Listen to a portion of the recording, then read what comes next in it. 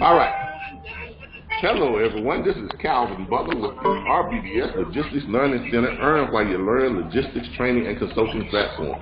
Every Saturday at 10:15 a.m. we broadcast live from our new broadcast studio at 29th Avenue, condominiums and apartments. Okay? And you are in the area, come down and join us. Hang out with us. Make some juice. Eat some chips. Play a little pool. Watch a couple of movies. Learn how to book some freight. Make some money. But anyway, that's who we are. That's what we do. And this is how we do it. Welcome to our operational training. All right. Today, what we are going to be doing, let me go ahead and get everyone muted so we don't have all the background noise. All right. Get everyone muted. And let's go ahead and start sharing our screen so everyone can see what I see. Screen is not shared. Everyone should be able to see what I see.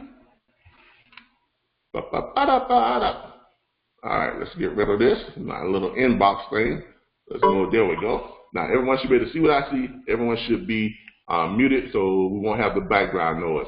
Today, again, let me congratulate some people. Miss Mitchell completed her first complete booking, pickup, delivered, invoice to a carrier, ready to pay. Congratulations, Ms. Mitchell. You kind of walked yourself through it. You got through it. Now it should be like riding the bike now.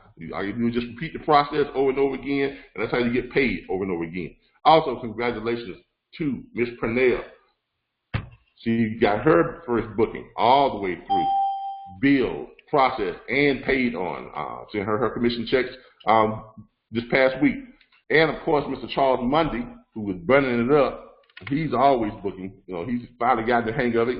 He's like he's riding a bike now. He just paddling on down the road, sending in dispatch agreements every day, sending in loads that's booked, weekly, sometimes 3-4 times a day, 3-4 times a week. I'm sorry. Let's hope he get up to 3-4 times a day, which I know he will if he keeps going the way he's going. And now he's starting to get loads that are being billed out and receiving his paychecks on them on a weekly basis now. So congratulations to them. And of course, our regular people who's doing some stuff. We got some people who are out of the country who are doing really, really well. For some reason, they seem to catch on this real quick. I don't know why. It must be some in the water they're drinking outside of the United States. But we got some people that's doing this from outside of the country that are eating this. They're just burning this up. We've got people who normally don't come into our platform because of the time differences and everything. But they're booking freight from outside the country, and a good number of them are booking 3-4 loads per day. Now, they got the same platform as everyone else does. I don't know if it's work ethic. I don't know if it's just whatever, but that's what they're doing. I'm not trying to put any pressure on anybody. Everybody works at their own pace. Everybody has their own thing to do. But I just want you all to know that this works. A lot of y'all know it works. You've seen it work, you've done it, you've made it work. So I just want to get everybody into the mode of thinking that this is something that you all can do because it's not that hard. Trust me, it's not that hard. If I can do it, you can do it. It's not that hard. And it's a great way to make money being independent. Today, we're going to go over a lot of stuff today. Today, we're going to go over the operational workflow sheet that's in your back office to how to get a deal from start to finish. In other words, start finding your carrier, get them booked to a load, get it over to the broker, get the confirmation sheet back in, send that back over to the carrier, get the load booked, get the BOL in, get the invoice and the BOL sent back to the broker. Broker sends everything over to the factoring company. Factoring company issues the broker his pay. Broker issues his pay to the carrier. You notify us what paperwork to send us so that we can go ahead and invoice your carrier. Carrier pays us and we pay you. So yeah, we're going to go over that today. That's a lot in it, but we're going to go over it, and it's all going to make sense when we go over it step by step by step by step. We're also going to do, as always, live load board training. We're going to go to the load boards. We're going to do some live training on the load board, showing you how to find the carriers, how to pitch the carrier, and our product, our pitch is how much money do you need to move your truck. So that's what we're all about. That is actually our product. And I'm going to explain that to you later on how that is your real product. Everything else that we do, the loads that we send y'all, that we give y'all access to, you all have access to thousands, literally thousands of loads now every single day. You all have access to them. Okay, you have access to 7 load boards, and more are coming with each student that decide to go out and think on an expanding level and an entrepreneurial mindset. They go out and get these load boards and they add them to our back office site so that all of you all can have access to them. They give them to you all so you can go out and book freight and still get your same 5% on the load fee without giving up anything on your part. And we're adding those daily.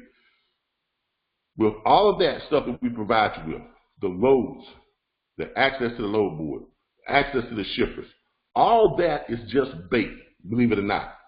All that is bait so that you can do what? You can introduce carriers to what your real product is. And your real product is how much money do you need to move your truck. That's your product. That's your setup. That truly is your product, because your product is you. Your product is getting carriers to trust you, to believe in you, to get them to understand that you are the person that they need to find them good paying freight. Not just good paying freight, but find them the freight that they want, paying at the money they want, going to the places that they want to go. That's your real product. And when you all begin to understand that, and you understand that everything else that is being provided to you, all the stuff that we're showing you how to use and everything else, all that is just bait for what? Your real product. And your real product is you. And how you present your real product is how much money do you need to move your truck. And that's the overall concept that I need to get everyone in the same mindset. Charles Mundy, he has it. He finally gets it. That's his real product. Because you don't need loads. I know that sounds crazy. You don't need loads. You don't need shippers. I know that sounds crazy, because all these other freight broker training courses, they taught you that to go out and find your loads first, get your loads, sign on with your shippers, do all that legwork, do all that type of stuff. You know why they do that? Because you're working for them, and they want you to spin your wheels building their network. That's why they do that. Okay? When really what you need is carriers. Because you can have all the loads in the world. I could give you access to 10 million loads. But if you don't have carriers to move those loads, you ain't got jack squat. Plain and simple. You ain't got jack squat. So what you really need is carriers. Go out, find yourself a carrier. Get that carrier to agree to sign your dispatch agreement so you can what? Go to work for them. Send that carrier their profile sheet so they can tell you what they want, where they want, and where they want it from, and how much money they need. And then all you've got to do then is what? Go to work and find them what they want. So you don't need loads, because loads are already out there. If you get yourself carriers, and the carrier's going to put you to work, that's your business.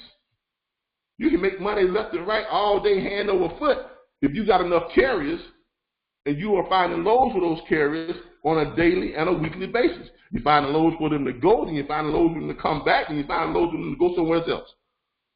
Because you have access to all these load boards and loads, you get loads from anywhere. And that's what I need you all to understand. Get these carriers, concentrate on getting these carriers, and these carriers, if you do that right, and if you have your profile sheet and they fill out your profile sheet and you do that right, then you're going to always have work. You're going to always have a carrier who is looking for loads, and you are finding them loads, and when you find that carrier will pay you. This is the core of how this works, and that's all it is to it. It's not that hard. A lot of you all make it more complicated than what it really is. Just stop thinking in terms of, I need more loads, I need more loads, I need more loads. No, you need more carriers. Okay? That's what you need, carriers. You got carriers, you're going to make money. It's just that simple. Okay? So, remember, all the other stuff that we provide you, everything outside of the carriers is just bait. That's what it is. It's bait. So you can do what? Go out and get the fish. That bait leads you to the fish. It brings those fish to you. Those fish are what?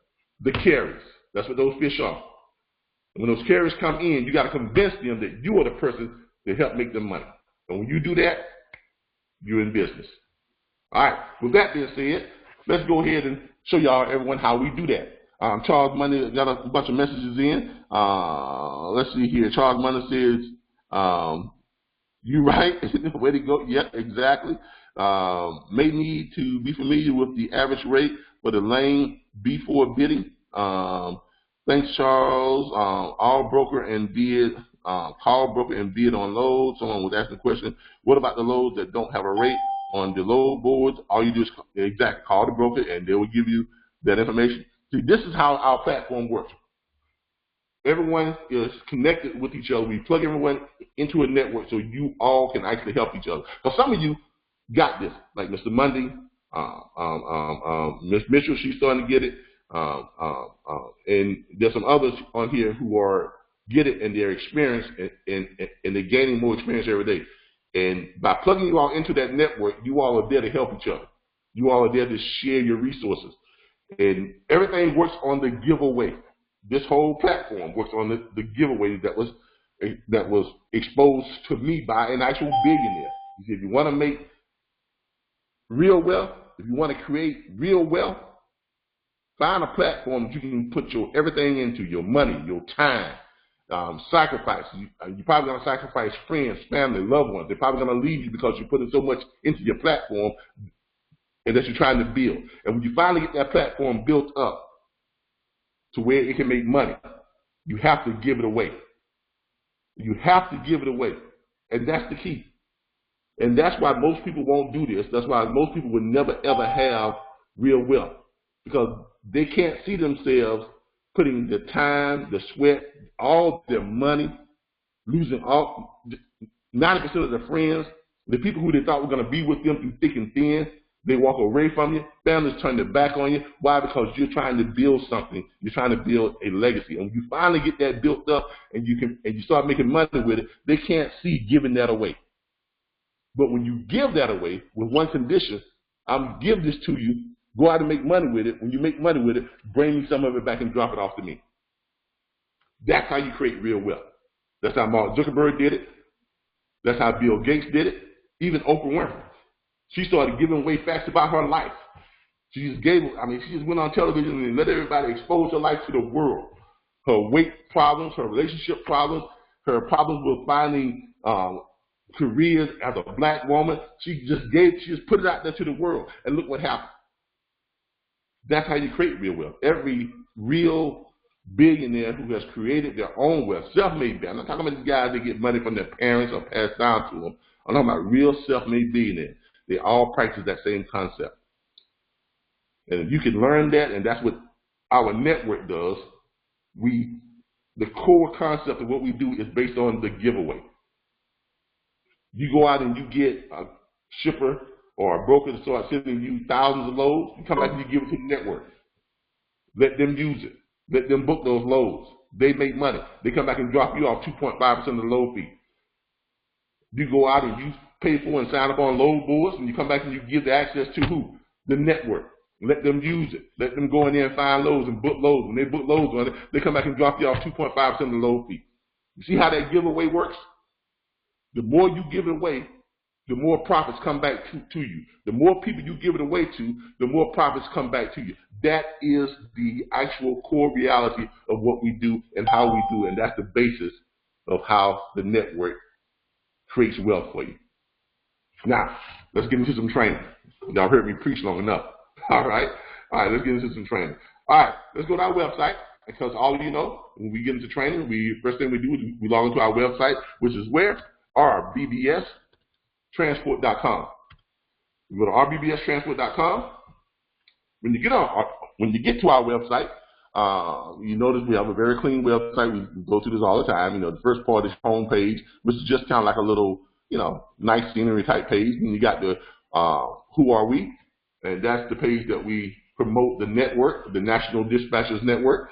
And we promote that to carriers, and they come on and they get the, some brief information about who we are, who you all are, and access to everybody there.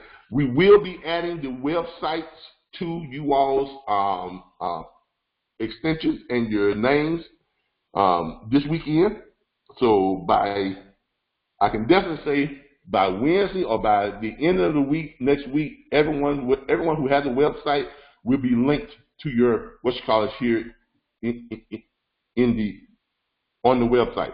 So your individual website will be linked right to your names and your company names. They'll be embedded right in your extensions, which is in this area right here. And all Carrie has to do when they want to link up with you is click on your name or your company name, and it'll take them directly to your website. Okay, so that will be added this week, and we'll get all that done. We did get a lot of you all's new people, your profiles done that were sent back to you all.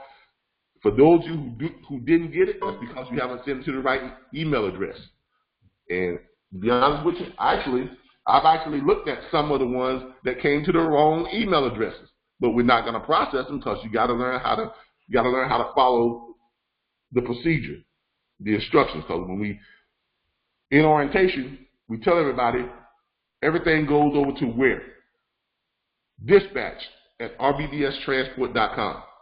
Everything goes over to dispatch at rbbstransport.com.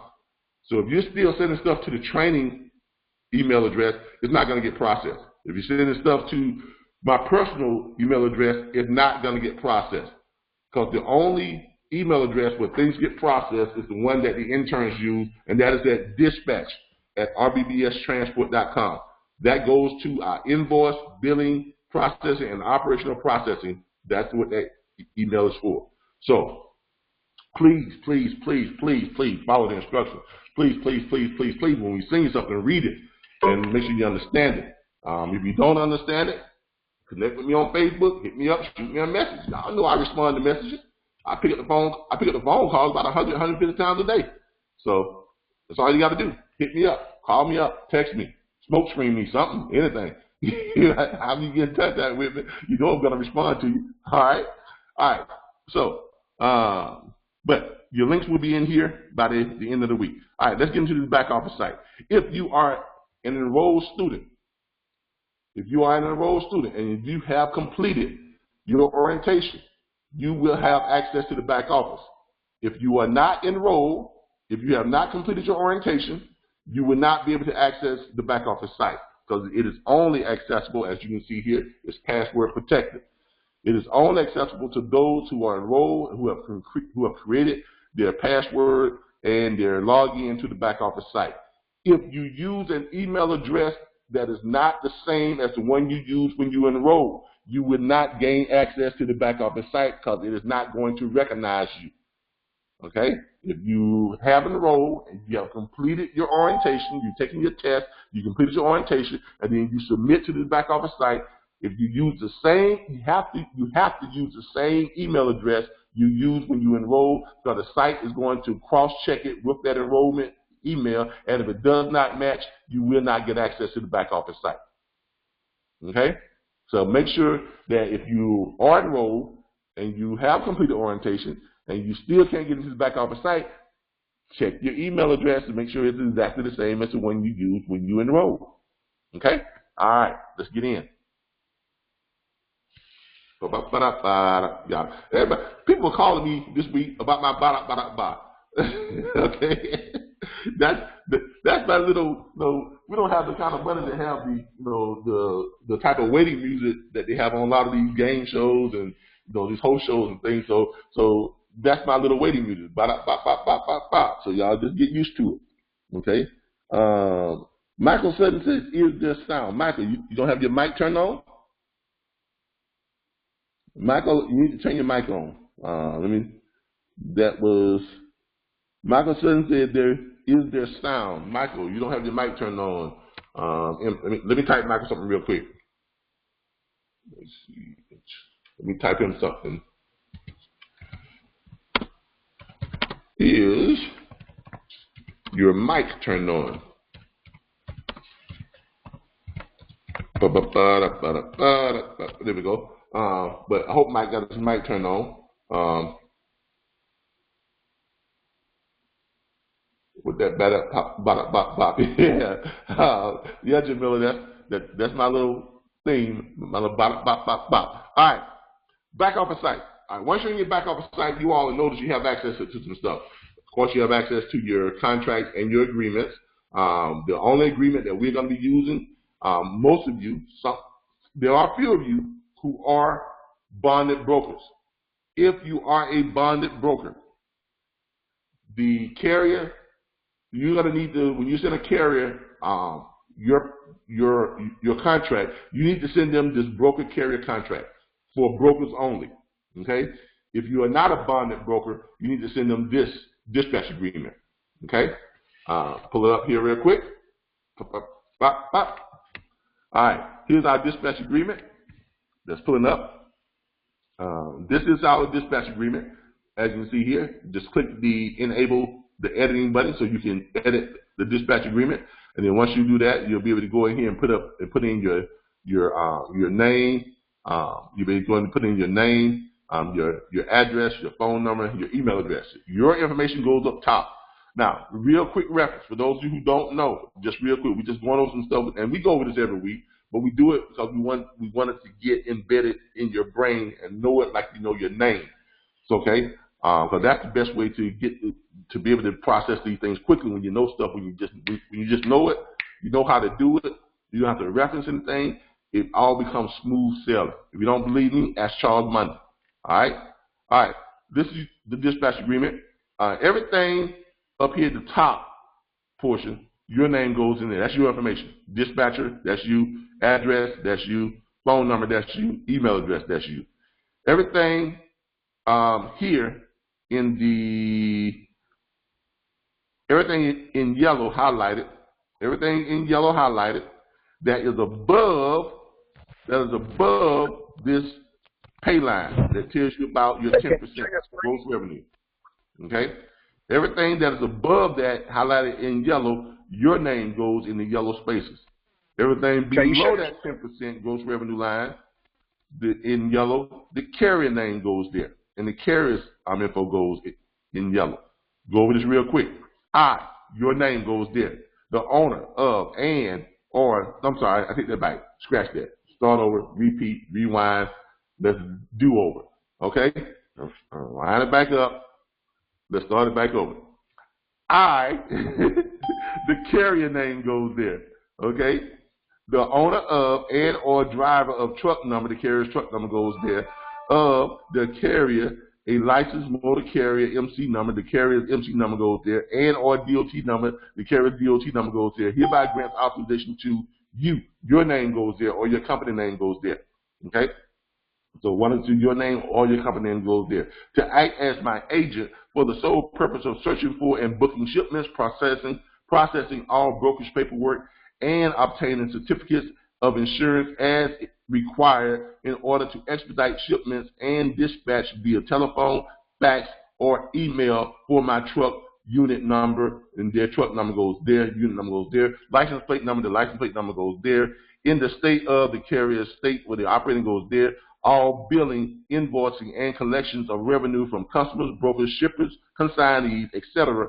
are the sole responsibility of the carrier. If revenue for a shipment or shipments is uncollectible, your name goes there, will be held harmless, and no penalty or deduction of fees will be made. The carrier agrees to maintain all proper licenses and permits to conduct business as a motor carrier in the area of intended operations. Additionally, carrier agrees to maintain liability and cargo insurance at the amount set forth by the home state of the carrier.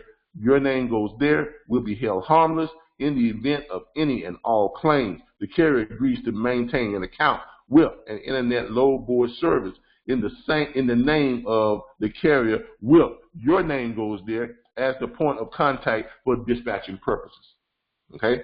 Now that last little statement there about the load board, that is so because right now we provide you access to load board, but if you want to get access to a higher paying freight load board, like a DAT or something more prominent like that costs about $299 per month, almost $300 a month just to get onto the load board, this is the way you can get your carrier to pay for it. Or this is the way you can get the carrier to pay for part of it. Or if you got multiple carriers, 15, 20 to 30 carriers that you sign on, you get $20 or $30 from each one of them per month. And you got enough money to pay for your DAT load board so you can find them all good paying freight. And you got enough money to join other load boards, or you can treat that money as what? Income.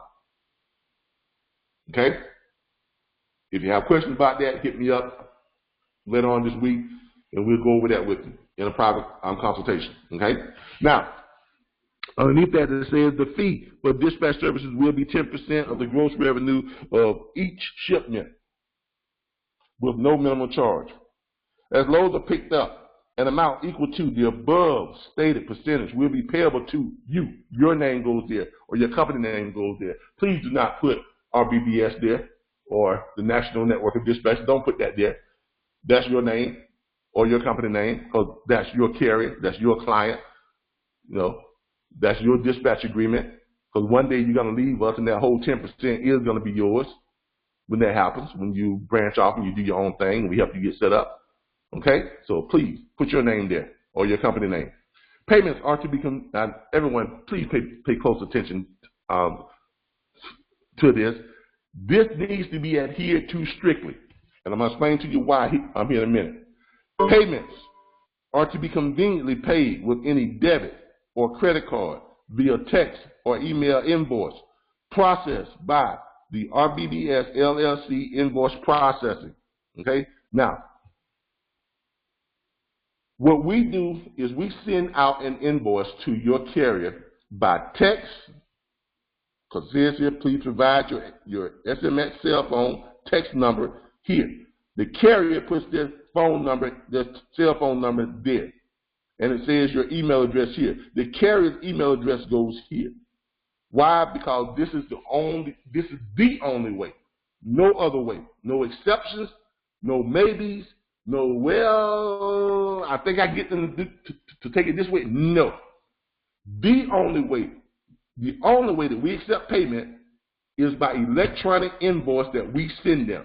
We do not accept ledger forms of payment. In other words, we do not accept paper checks. We do not accept PayPal. We do not accept wire transfers. We do not accept anything other than the invoice that we send them electronically. They click on it and they pay with a debit card or credit card. That is the only way we accept payment. And the reason why we do that, because of how we are set up with Square. Okay? We are integrated with Square. We have capital loan contracts with Square.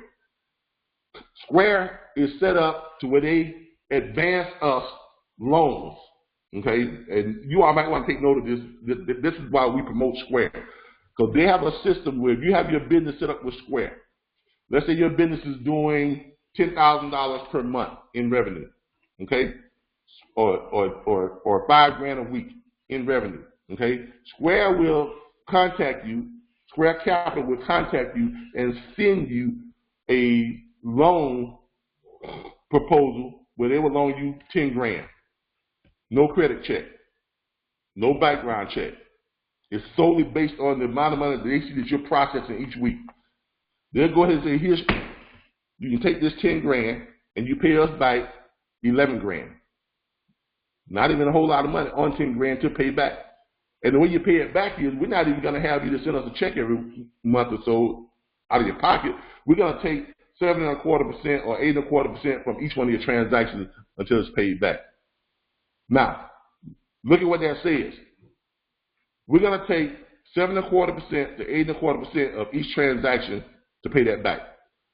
When they do that, you are contractually bound for them to get what? A percentage of every transaction that comes in through their Square platform.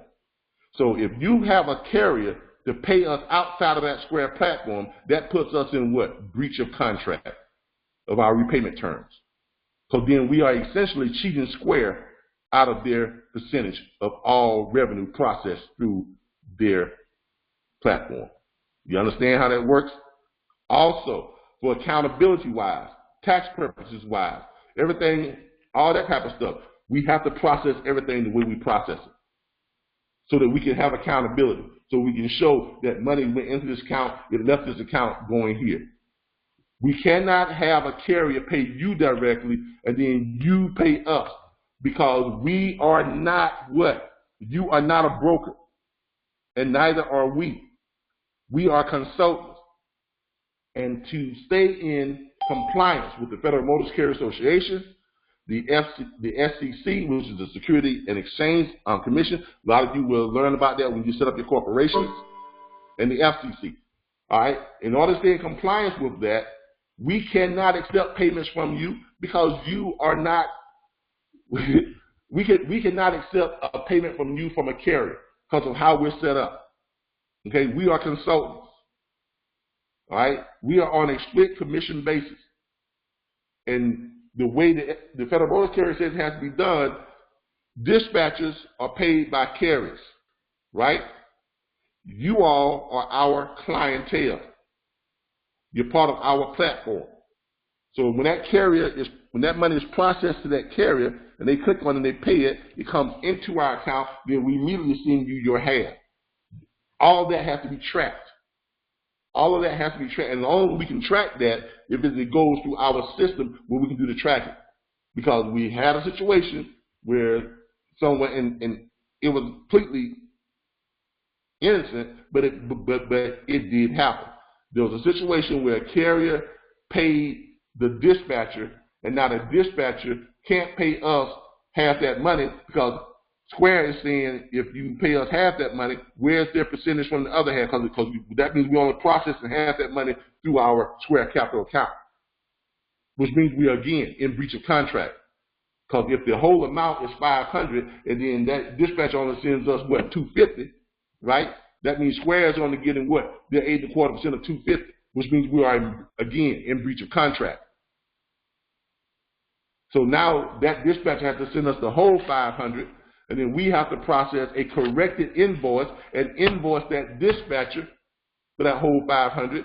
That dispatcher then has to click on that Square invoice, pay us that whole $500, and then we have to process his $250 back to him in order for us to stay in compliance. This is a business, okay? Make no mistake about it. When you all get to the point when you're ready to set up your business, we will consult with you, and you all will learn more about this type of stuff. But this is how it is when you get on this end of it. When you get your business up to the point where you're doing that much money and having that many type of transactions, you all will plug you in and show you all how this all works. And this is all part of the consulting and showing you how to build your business up. But this is where you want to get to. You want to get to that point to where you can set up your Square account, you have your business going, you have your carriers who are paying you on a weekly basis, and your money is flowing like that. Then Square comes and says, here's 10 grand, pay us back 11 grand, and we'll take it out of your percentages. And then the next time they come and say, here's 25 grand, pay us back 27 grand, and we'll take it out of your So see, that always gives you capital. It always gives you capital that you can access, and your repayment terms are simple, to the point, no credit check, anything like that. Okay, and we'll show that to you once you get to that level. When you all start to advance that level, we will have conversations with you about those types of things, because our as a consulting firm, we're not here just to show you how to make a little money booking freight. We're here to show you how to build your business and how to become successful logistics entrepreneurs. And this is what it's all about. This is what it all leads to. Okay, all right. But this is your dispatch agreement.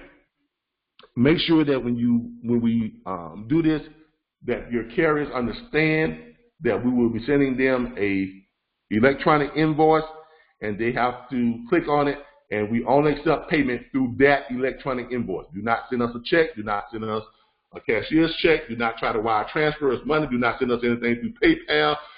Only click on the invoice that we send. We email it to them.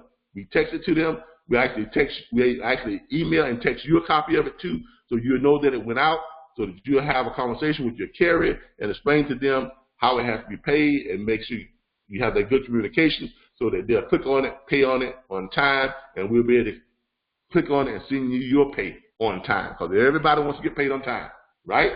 Right. All right. So that's why we do it that way. And down here, you see here where it says either party has the right to end this agreement without cause at any time with 7 days notice by written request. Upon cancellation, any unused funds remaining in the deposit account will be refunded to the carrier within 2 business days without penalty. Okay? All right. By signing below, I fully understand the terms of this agreement. The carrier puts their company name there, their signature goes there, date there, print name there. Your name or business name goes there, your signature goes here, is already dated. That is your agreement that you send out to your carriers. All right. Ba-ba-ba-da-ba-da-ba-da-ba-da. All right. Of course, you know about your search shippers. For those of you who are new, this is where you find your shippers at. You click on it, takes you right over to our SIC code access site. You put in what you're looking for. You know, paper, whatever, gasoline, whatever you look for. When you click on it, it pulls up every shipper in the country that runs that type of product, that ships that type of product.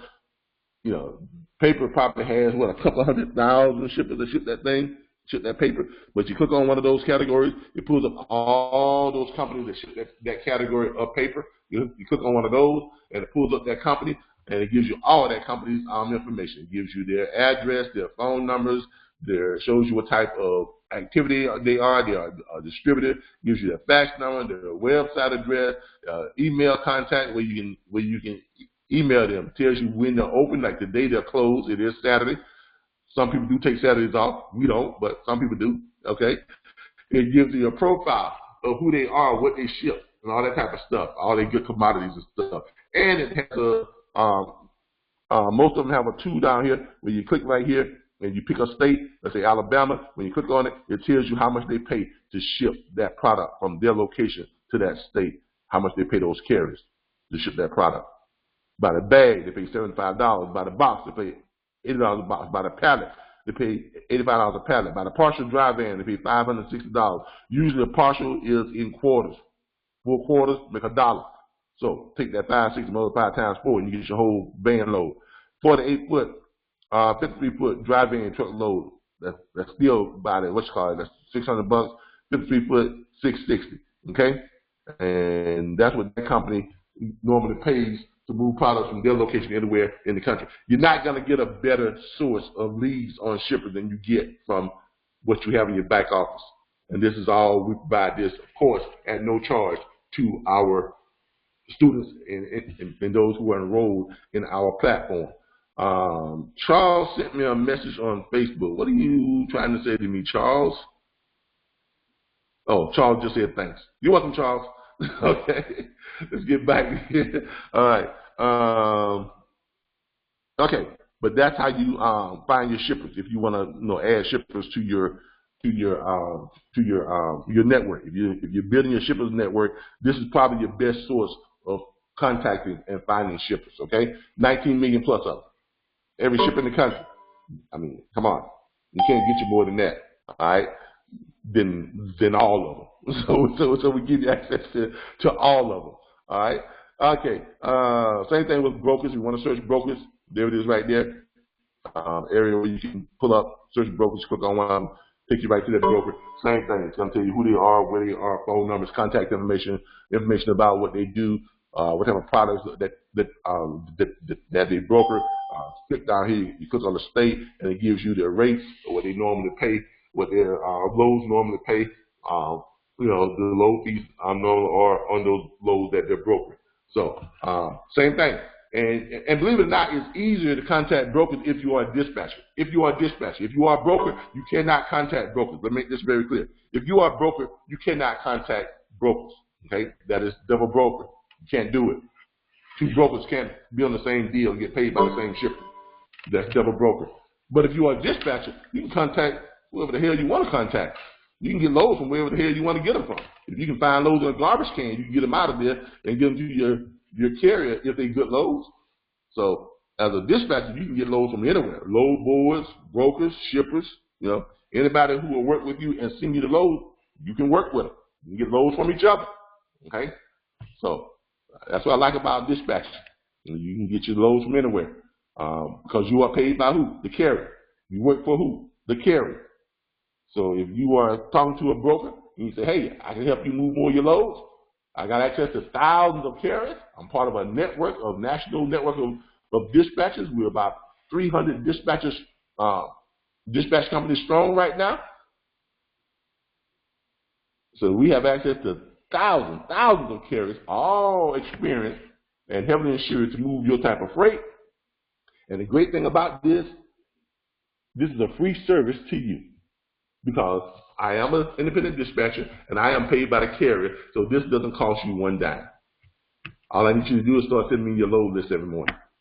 See how simple that pitch is? Now that's an easy pitch. That is an easy pitch. So if you want to add brokers and have them start sending you loads, start calling up some of them brokers and try that pitch. Come on. Free service. I can help you book more of your freight. Come on. What broker's going to say no to you helping them book more of their freight?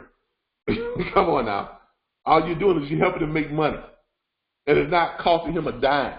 Because he's still going to pay the carrier what he's going to pay the carrier. Then the carrier's going to pay you.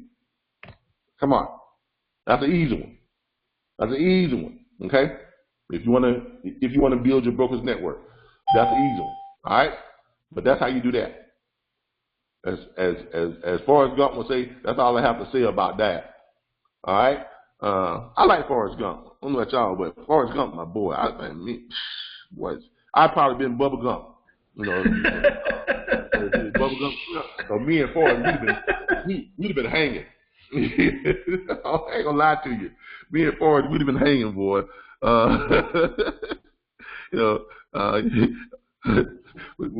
When Lieutenant Dan looked at Forrest and Bubba and he said,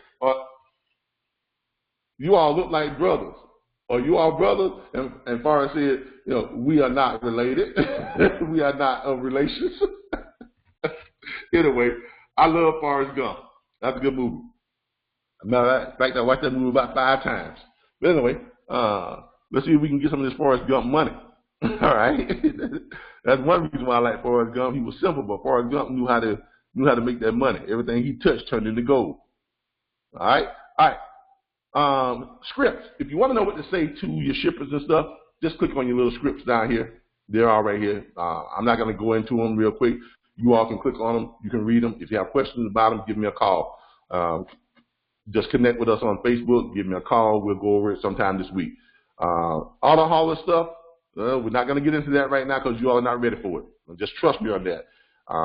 Like I said last week, if I put y'all into with auto haulers right now, half of y'all will get sued. The other half of y'all will be losing money on every load, and you would quit. And the other half of y'all will wind up in court, and you'd be forced to quit. So I'm not going to expose you all to that right now because you are not ready for it. And another thing, we may not be able to legally do it the way everyone else does it because you all are not brokers. And the attorneys who own part of our company, they are researching ways for us to be able to do that legally and trying to find a mode of operation for us to be able to do it and operate in that arena legally and be able to help you all get into it and make money. But we may not be able to do it the way everyone else does because everyone else is doing it is either a broker or they're a direct carrier. So unless you are a broker or a direct carrier, we got to find another legal method of mode of operations to be able to have you all legally operate in that arena. And they're working on that now, okay? All right. I promise y'all we're going to go over this workflow, okay? And how much money do you need in order to move your truck? Now, Charles put the in order in there. This is thanks to Mr. Charles Monday. He actually put this together based on the script that I used when I was booking freight, when I was just booking my own freight. This is the script that I used. This is the script that I used when I called carrier. How much money do you need to move your truck? And then Charles kind of put a spin on it. And this is his email version. But when he sends it out as an email blast to carriers and things like that, it gets a little bit more descriptive, and it's a little bit more descriptive and a little bit more formatted as far as the type of format it's sent in. But it works. Okay, it works. This is a great way to introduce yourself if you're sending out emails. But I don't want to mislead you in thinking that if you send this out, it's going to translate into trucks signing up to your dispatch agreement, right, Charles? That doesn't always work that way, does it?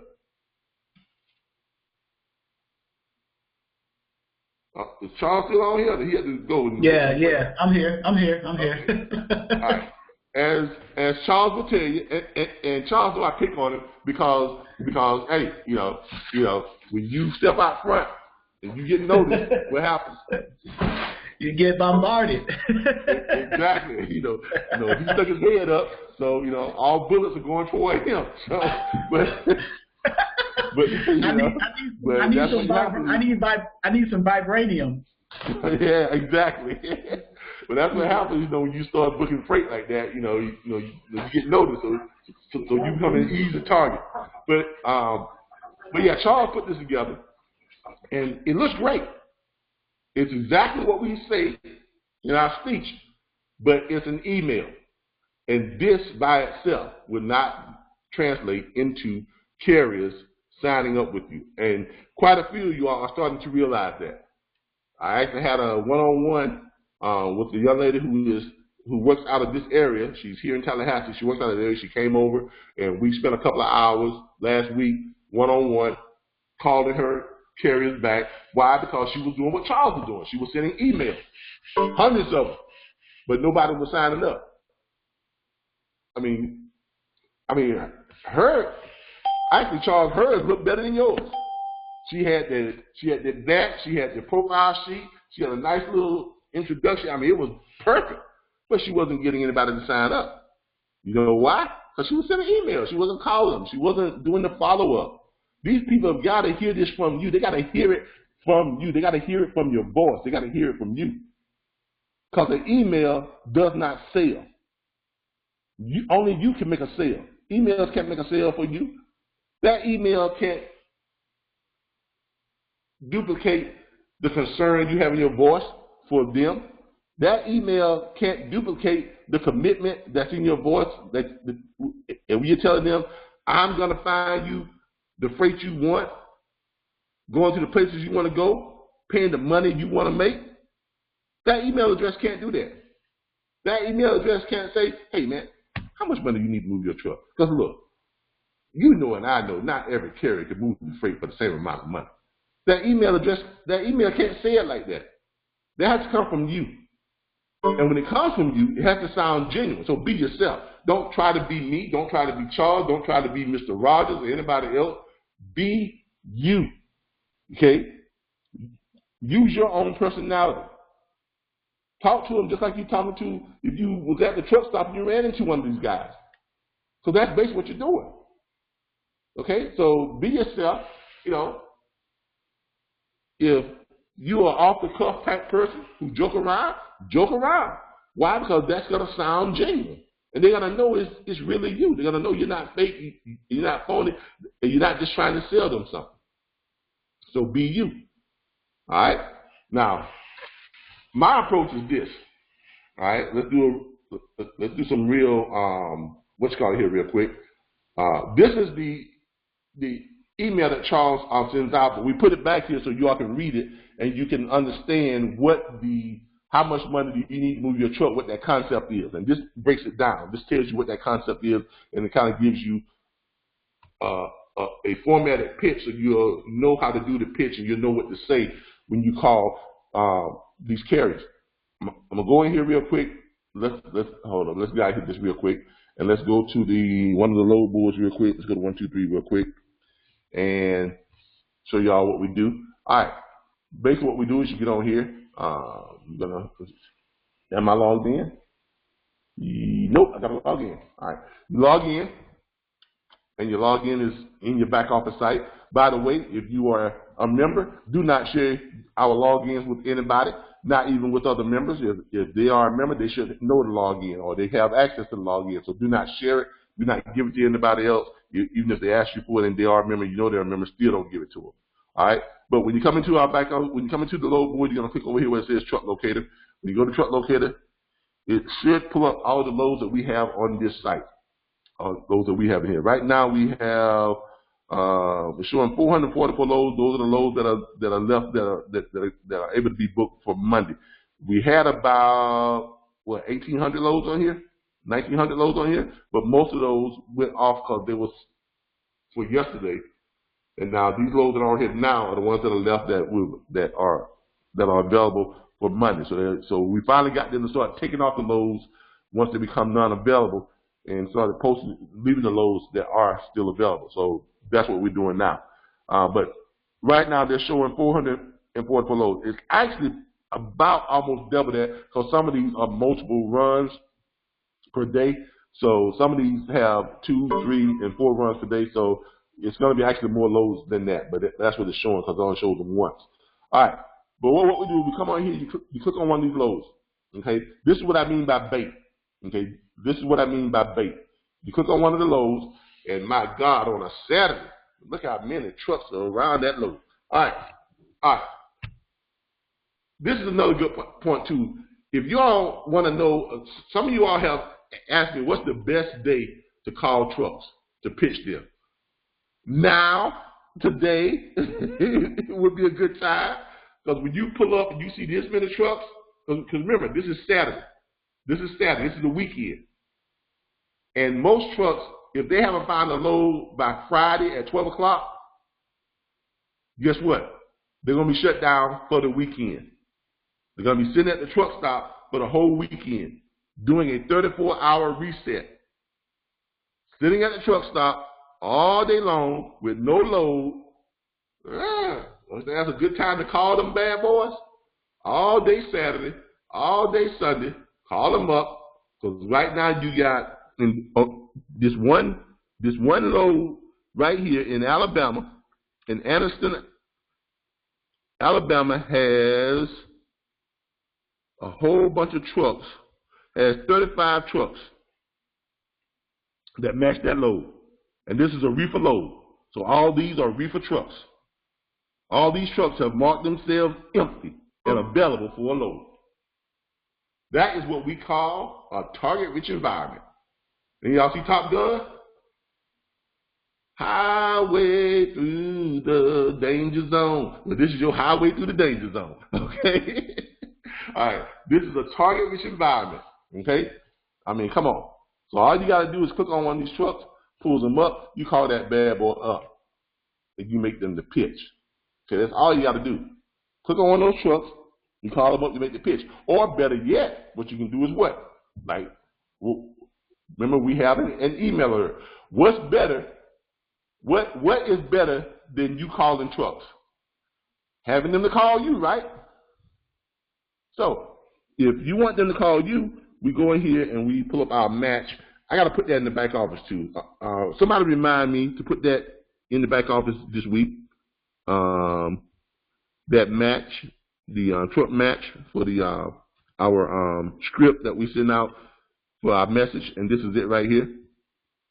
This is the script that we copy and paste, and we send it out in our back office. But this script right here, I'm going to post this, and you just copy and paste the little wordings there, side of it. You copy it, then you go, once you copy it, then you go back to the, what you call it there. You pull it up, and you paste it in the send the alert. Okay, come on here, you click where it says send the alert. You put that in there. You paste it right in. Or you paste whatever you got, just whatever you want to say to them. But this is a little format that we use. It basically says the RBBS National Dispatches Network, more than 5,000 loads, all paying $250 CPM or better. How much money do you need to move your truck? Dispatchers on duty, toll free, 866-973-6445. All right. Who wants me to put their extension in? Who wants some calls this morning? Somebody holler at me. Somebody holler at me. First person hollers at me. Not you, Charles. You do it all the time. I know you. 7021. 70 what? 7021. 7021. Extension 7021. We're gonna put in extension 7021. 7021. Whose extension is that? Tony Davis. Mr. Davis, how you doing? How you doing? How you doing? How's it going? All right. And we got 2.50 is the average rate per cents per mile. Now here's the reason why I like using Firefox, Mozilla Firefox. This is another little side note here. The reason I like using Mozilla Firefox, because when you do this and you click it and you send it, it goes out to all of them. When I do it again, watch what happens. When I do it again and it pulls up the next batch of trucks and I click that send, look at that. It's already in there. Okay, with Internet Explorer sometimes you got to keep pasting it in. With Google, you definitely got to keep pasting. As you all know, I hate Google Chrome. I do. I'm the only thing I like about Google Chrome is Chromecast. When you're casting, your apps right to your TV set. That's the only thing I like about Google Chrome. But anyway, I like Mozilla because of the easiness of operations with it, all right? Especially in what we do, all right? But anyway, then all you gotta do again is go in there and put in what? The 2.50, and you click where it says per mile, and you click send again, and you can just keep doing that, and keep doing that, and keep doing that, and you can do this all day long, or at least for an hour or two. If you did this for an hour or two, I think you can reach a couple thousand trucks. Right? If you do that for an hour or two, pretty soon you're going to have trucks calling you left and right. Okay? And it's just that simple. And when they call you up, they say, hey, I got this text on my phone. Says that y'all got loads that's paying $2.50 per mile or better. What's that all about? Well, so I'm glad you called. My name is Tony Davis, and I'm with the National Network of Dispatchers. I got one question for you. Now mind you, you notice I didn't even say anything about that load. Remember? I haven't said anything about the load. Why? Because you're doing what? You're pitching them what? Your core product. And your core product is what? You. Because unless you have a carrier sign up to a dispatch agreement, you can't make no money, right? So the load is inconsequential. The load is not really the thing you're trying to pitch. You want to get access. That load is there as really as bait. Now, by all means, if you can book it, book it. But remember, you can only book it once. And once that load is booked, you can't, what they're going to do? I'll say to the other trucks that call up with that load, you can't book that load again because it's already been booked, right? So don't fixate so much on the load. What you're trying to accomplish is getting them to call you so you can do what? Pitch them your product. And your product is what? How much money do you need to move your truck? That's your product. All right? So when they call you up and they say, hey, I got this text. Says y'all have 5,000 loads, all paying $2.50 CPM or better. Okay? What's that about? Hey, like I said, my name is Tony Davis. I'm glad you called. I'm a member of the National Network of Dispatchers. Okay? We're about 200, 300 dispatch firms spread out across the United States, and every last one of us understands that not every carrier can move their truck for the same amount of money. So that's why we asked that question, how much money do you need to move your truck? Because if you tell me you need $2 per mile in your pocket, guess what? I'm only going to look for loads that's paying more than $2 per mile. If you tell me you want loads that's keeping you out of the mountains because you don't like going up in the mountains and all that snow, I'm only going to look for loads that's on the bottom half of the United States. If you tell me you need loads that run more than 500 miles, because you can't make no money on those short runs, I'm only going to look for loads that's running more than 500 miles. I'm definitely not going to look for a 400-mile road. Why? Because you don't want that. So what's the point of me looking for it? So when you see my number on your caller ID, I got the kind of loads you want, going to the places you want to go, paying the kind of money you want to make. How's that sound to you? That's your pitch, ladies and gentlemen. That's it. That's it. You pitch that over and over and over again. You ask the driver what they want, they tell you what they want, and then you give it to them? Come on. How many of them are going to turn you down on that? And then they say, you know what, man, that sounds pretty good. All right, great. Here's what I need you to do. I'm going to send you my dispatch agreement. I need you to read it, sign it, get it back to me. And then they say, well, how much do you charge? 10%. God, that means I got to pay you 10%, and I got to pay my carrier group another 20%, and I got to pay the factory company, everybody got their hand in my pocket. Well, sir, that's why I asked you, how much money do you need to move your truck? So again, I asked you, how much money do you need to move your truck? Now, mind you, what I'm asking you is this, how much money do you need, cents per mile, to go home with? So if you tell me you need to go home with $2 per mile, right, and you want to cover my 10% in there, we're going to add 10 cents to that $2. If you tell me you owe your carrier group 20%, right, because you get 80%, we're going to add another 20 cents to that $2. If you tell me that your factory company is taking 5%, we're going to add another 5 cents to that $2. And if you tell me that, well, what about my fuel? Well, the fuel surcharge is 3.25%. We're going to add another 4 cents to that $2. So now what do you have? So again, I ask you, how much money do you need to move your truck? And what you do is you take that $2, you add that 20 cents that you're paying your company, that's $2.20. You add the 10 cents that you're paying us, that's $2.30. You add the 5 cents that you got to pay for your factory company, that's $2.35. You add another 4 cents that you got to pay what? I'll pay your fuel surcharge. You get at $2.38 or $2.39. So that means I'm going to look for what? Those that's paying what? $2.40 or $2.50 or better. Why? So you can make the kind of money you want. You can pay everybody you need to pay for your fuel, and you're still happy. Now, again, I ask you, how much money do you need to move your truck?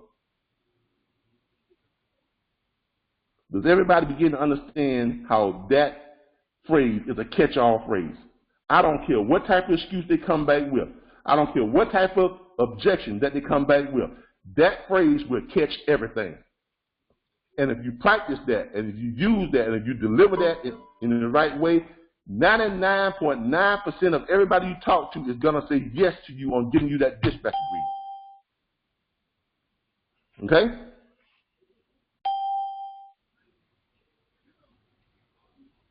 All right. Now, everybody understands what we mean when we say to them, how much money do you need to move your truck? Does everybody understand that? Anybody that does not understand it, anybody that does not agree with it, anybody that thinks they can come up with an objection that we can't overcome with it, try me. If you think you got an objection that we can't come over, that we can't overcome with that, unmute yourself and hit me with that objection. And let's try it.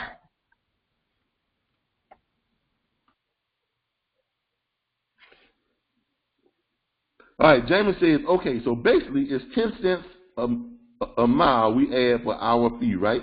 Yeah, because we get what? 10%. And 10% comes out to what? 10 cents per mile. Because remember, you're getting a percentage of every dollar on every mile. That's basically what you're getting. So if you're getting a percentage, 1%, if it's 2%, if it's 3%, if it's 4%, if it's 10%, whoever's getting their percentage, if he's paying this carrier group 20%, that means they're getting 20 cents on every dollar that he's making. If he's paying the factory company 5%, that means they're getting 5 cents on every dollar that he's making. If our cut is 10%, that means we're getting 10 cents on every dollar that he's making. So all you got to do to cover that is add 10 cents to what? Your pricing to his pricing, his low pricing criteria. So on his profile sheet, when he sends you and he tells you he needs $2 per mile in his pocket, right? You might want to ask him, is this all the money you need? And mind you, what I'm asking you is this: how much money do you need to take home? Do you owe your carrier group any money? Do you pay for factory? Do you want your fuel surcharge in this? Do you want to include our 10 cents? Now, of course, I naturally just include my 10 cents in it. I include my 10 cents in because I want that to be covered. That's why every time y'all hear me say, when they say I want 225, I always say I'm going to look for a 235 or better because I'm throwing in my 10 cents. You understand? Okay. Jamie says, okay, perfect, thanks. Michael Sutton says, so even though brokers or shippers are closed for the weekend, we still can book loads for Monday. You can't book loads for Monday. What you can do is you can call up the carriers and get them signed up to a dispatch agreement. Because remember, your goal is not really to book loads when you call up these carriers, because you don't need loads. You're going to get the carrier to sign up with you on your dispatch agreement. Then the carrier is going to tell you what they want, because you're going to send them the profile sheet. You're going to send them a profile sheet, basically saying, tell me where you want to go. Tell me how much money you need cents per mile. Tell me how much weight you want to carry. You know, just tell me how you want to run. Give me a profile of what you want and what you need to make your truck profitable. One carrier may send you a profile sheet that says that I only want loads that's going to Florida, Georgia, Alabama, Louisiana, Texas, and Tennessee, and Mississippi. So guess what? When that's that carrier's profile sheet, and they say I want $2.25 per mile is what I need, and that will cover everything for me. So then you're going to add your 10 cents to it, and you're going to look for loads that's paying what? $2.35 per mile, right? And he says I need loads that's running more than 500 miles in runs. So now you got his profile sheet. So when you go look for him loads every morning, you know what to look for. And you're going to find 3 loads that match his criteria. And you're going to send him a text because you got the loads there and everything. And then what I suggest to you, when you all create your texts and your emails when you send back to these people, see me, I do it in form of a text. I have my profile of all my carriers. I get up, my text says, Calvin Butler, your independent dispatcher, looking for the top 5 paying loads in your area. That's my signature on my text when I send to them. So when I send them that text, where you at? Y'all know what that text is. Y'all get that text from your girl or your boyfriend or your husband or wife, gets it all the time. WYA. That's what I send them. WYA in capital letters. Where you at? And underneath that it has what? Calvin Butler, your independent dispatcher, looking for the top 5 paying loads in your area. So what do they send back? I'm in Mobile, Alabama. I'm in Dallas, Texas. I'm in Tuscaloosa, Mississippi. You understand? And then I do what? Stand by. I'm going to hit you back in 10 minutes with the highest paying freight leaving out of your area. Then I go to work. Why? Because the carriers just put you to work. And you go and find them the top paying loads that are leaving out of wherever they're at. You know where they want to go because you already got their profile sheet. You know how they want to run. You know how much money you need to look for. You got all that. So all you got to do is send them that what? Where you at? Every morning. Or every other morning, depending on how far you got them going. Where you at? That's the only thing you need to be sending out after that point. Where you at? And they said, taking you back. I'm here. Stand by. Hit you back in 10 to 15 minutes with the highest paying freight leaving out of your area. You get 3 options for them, 3 to 5 options. You send them to them and say, which one you want? He tells you, I want number 2. Call that broker back. Hey, I got a carrier that wants this load. Yeah, okay, here's his DOT number. Why? Because he's already told you which one he wants. He's already verified that he wants that load. So you can go in and give what? You can give that broker his DOT number so he can run it. The broker runs that DOT number. The broker says, yeah, he's cool. I'm going to send you over the confirmation sheet. Send you over the confirmation sheet. You read it. Don't skim through it. Don't just say you read it. Read it word for word, every last word. Because if that broker is going to shit you, he's going to do it by sending you something different in that confirmation sheet. Because what's in that confirmation sheet is like gospel. If it's in that confirmation sheet, that's just what it is. And you ain't getting no more or no less than what's in that confirmation sheet. So you make sure it's got the same amount of money. You make sure that you got the same amount of drop. You make sure it is the same load before you send it over to that carrier. Because I guarantee you that carrier is not going to read it as extensively as you have. So you read that confirmation sheet. You shoot it over to your carrier. Carrier signs it. He shoots it back to you. You send it back over to the broker. Broker says, okay, he's dispatched. You call the carrier back to make sure he understands where to go and where to pick this load up and what time he needs to pick it up.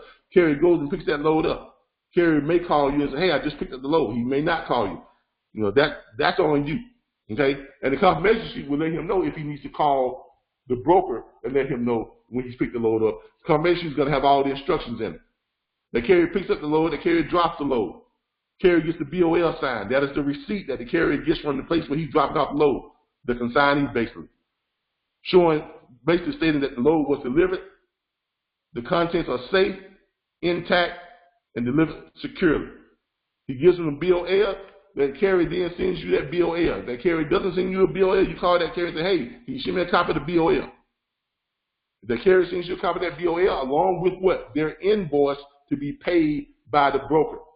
What I do is I create invoices for my carriers. I have one that's created, so when they get that BOL, I immediately send the broker the invoice for the carrier, because you know how much he owes the carrier. Why? Because you got the confirmation sheet. You shoot that over to the broker gets it, he processes it, and sends it over to his factoring company. Factoring company advances him the money, the broker then contacts you. Why? Because you have established yourself as the go-between. If you've done your job correctly and establish yourself as the go-between, that broker, when it's time for that carrier to get paid, that broker is going to send that notice a pay voucher back through you. And if he doesn't, it's a good practice that a week after you send the BOL over and the invoice over to the broker, call him back in a week to do what? To check the status of the carrier's pay. Because you want to know when that carrier is getting paid. Why? Because when you find out when that carrier is getting paid, then you're gonna what? You're gonna package all that up. You're gonna have that your dispatch agreement, your confirmation, your rate confirmation, and your BOL. You're gonna send that in an email, and you're gonna send it to where? Dispatch@rbbstransport.com. And in that email, you're gonna, and from now on, I want everybody at the top of everybody pay attention to me. When you send in your request for invoice to your carrier, in your email, in the subject, just put, "It's my payday." Okay?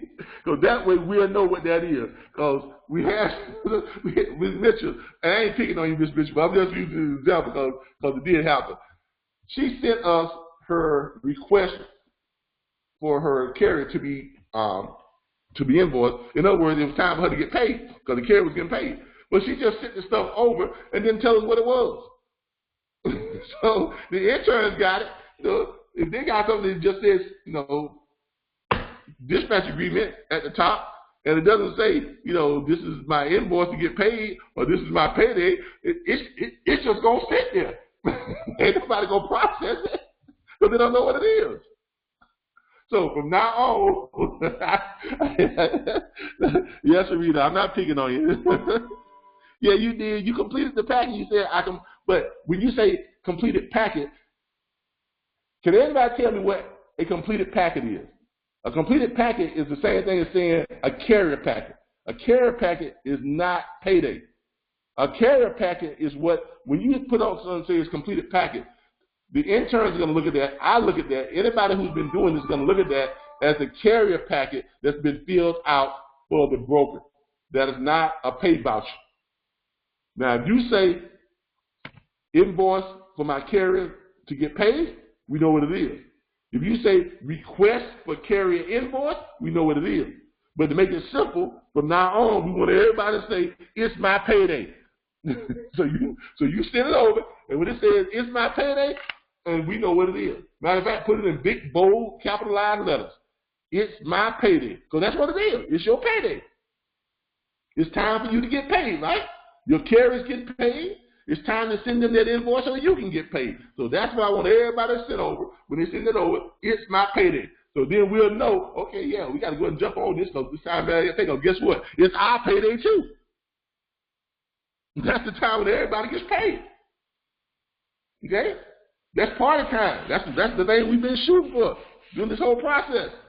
Because remember, we don't make money until you make money. So everybody got that. It's my payday. Or you can say it's our payday. You know, just make sure you put that payday in there. So we know it's time to get paid. It's time for us to do what? Shoot that broker, shoot that carrier, the invoice, say, "Hey man, you know, we done our part. It's time for you to click that button, put in that debit credit card, and shoot that money right on over to us." That's what time it is. All right? And make sure that you communicate with your carrier too.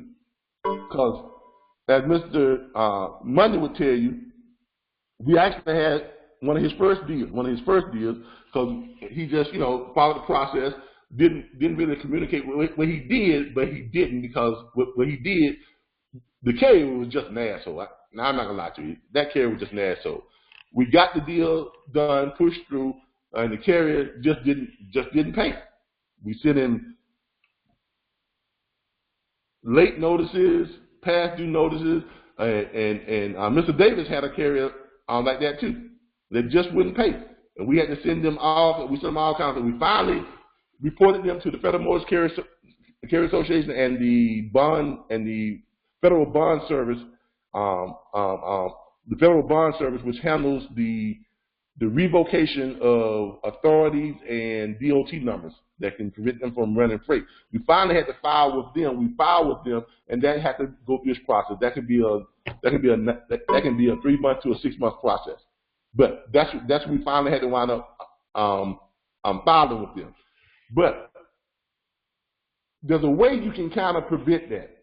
And the way you prevent that is having good communication lines with your carrier. So when it's time for you to get paid and time to invoice that carrier, call that carrier, stay in contact with that carrier. Make sure that carrier understands and acknowledge that we're sending him an electronic invoice and that, you know, hey, this is how I get paid. You know, I'm not saying call the carrier and hound say, hey man, you better make sure you pay me my money. You know, don't Debo it. You know, don't call it like Debo.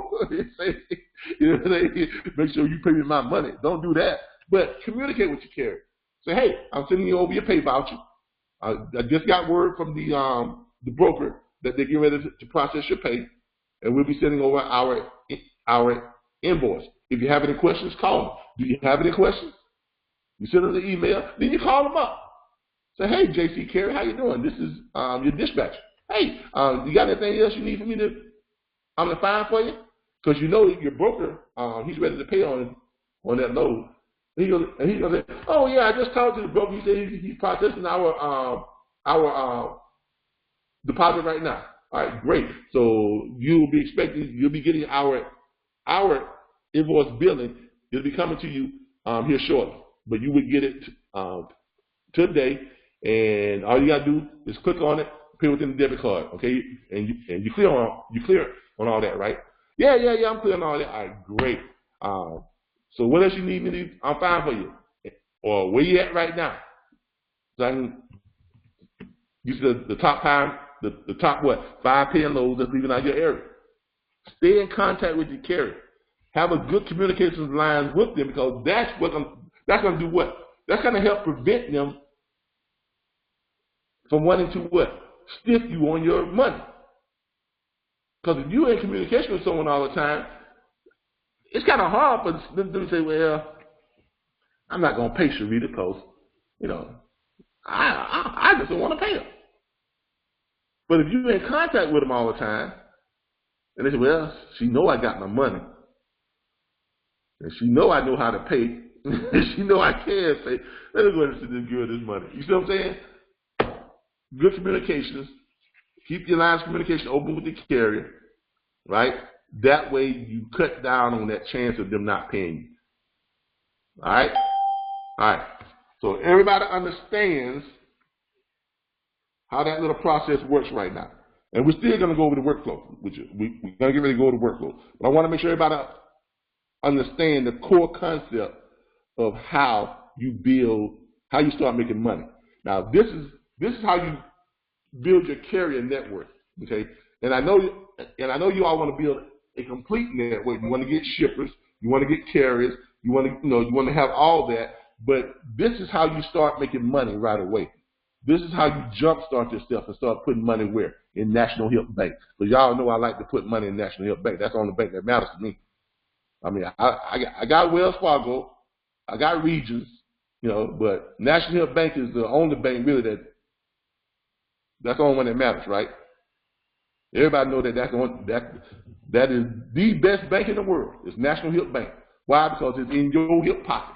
That's money that's going straight to you. All right?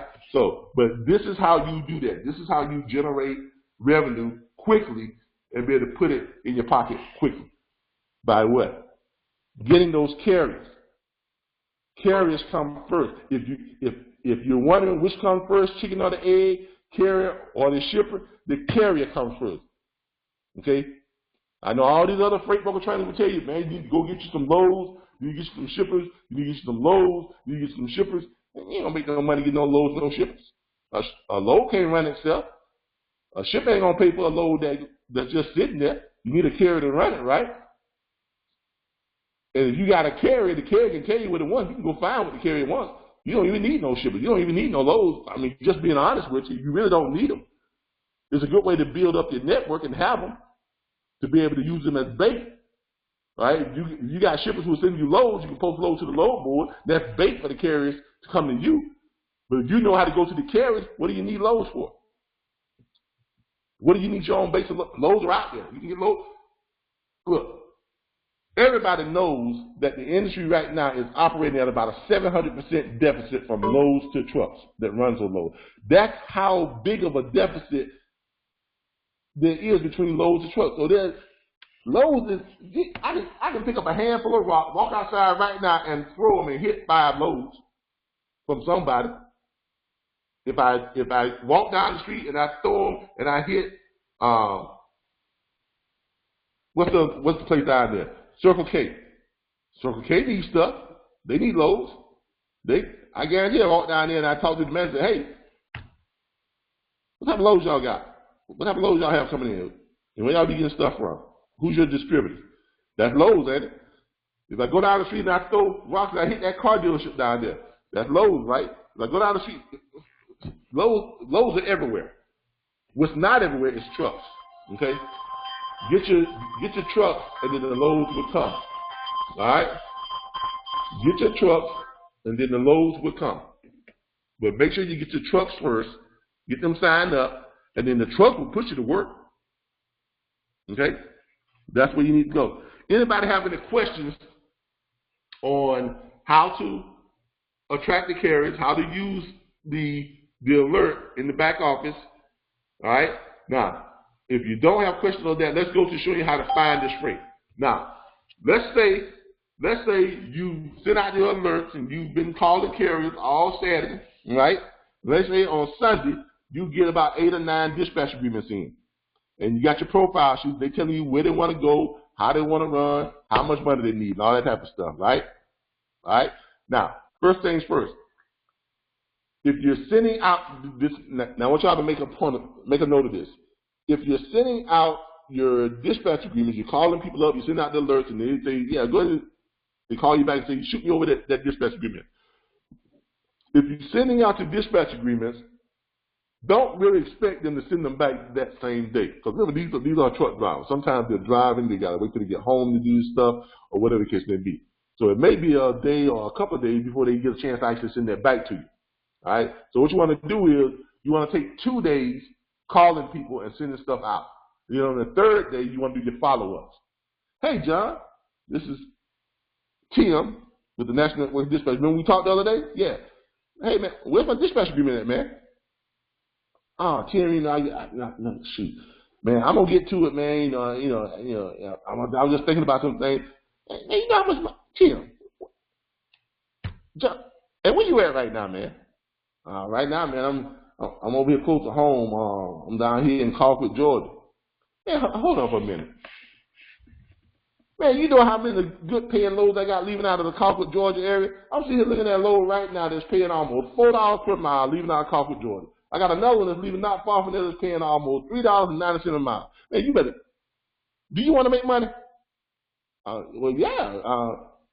Where's that load going that's leaving out of, I'm leaving out of Colquitt? I can't tell you that because I don't have a dispatch agreement. Give me the dispatch agreement that I can take. I wasn't supposed to be telling you this much.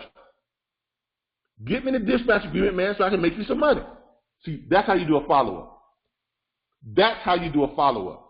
You don't do a follow-up. Hey, John, this is Charles, and I was just calling you back to see if you got that dispatch agreement. Well, you know he got it. Just send it to him. don't ask him that question. I'm just calling you to see if you got that dispatch agreement. You know, you're trying to be all nice and not offend nobody. Nah. Look, that first phone call, that was your nice phone call. That second phone call, y'all family. Why? Because your family member said that he was going to send you some money, and he didn't send that money. So when you call that family member the second time, are you going to be nice and say, you're going to call, hey, man, where's my money at? That's how you got to treat this. That follow-up call is supposed to be aggressive. That follow-up call is supposed to be, now ladies, don't get mad at me. That follow-up call is, you done met this young lady, y'all connected, the eyes met, and you know she feeling you and you feeling her. You approach her, y'all have great conversation, you give her number, you give her the number and everything, just y'all vibing, everything is just clicking. And she says, I'm going to call you. You say, great. A week, 2 weeks go by, and you ain't get no phone call. So the next time you see her in the club or wherever you see her at, you ain't gonna walk over and say, hey, where's my phone call? No, you're gonna walk up to her because you know y'all got a connection. You're gonna walk up to her, you're gonna put your arm around her, you're gonna pull up to her, and you're gonna give her the biggest and most passionate kiss you ever gave her. Because she gonna know you mean business. And she gonna draw back and she gonna look at you, man, this is a take charge kind of guy. This is who I wanna be with. This is the guy that I need to marry. This is the guy who I can depend on. This is the guy who I know is gonna get the job done. That's how you got to be when you call that carrier back.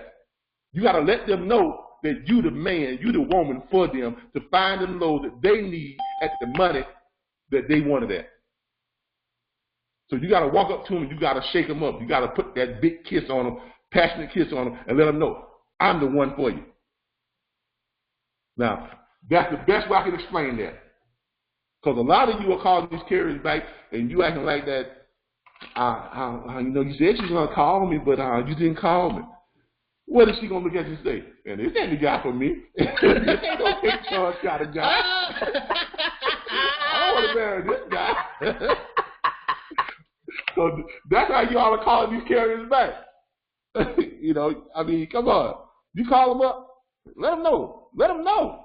I'm it. Man, where you at? Look here. Do you realize how much money you're missing right now? Didn't I tell you that I can get you the money you want? So what you waiting on? Okay? All right? I hear you, Sharita. I would stop it, but I can't. That's just who I am. I'm sorry. but look, but that's how you gotta be. This is the type of mentality you gotta have. This is the attitude you gotta have, and this is how you have to.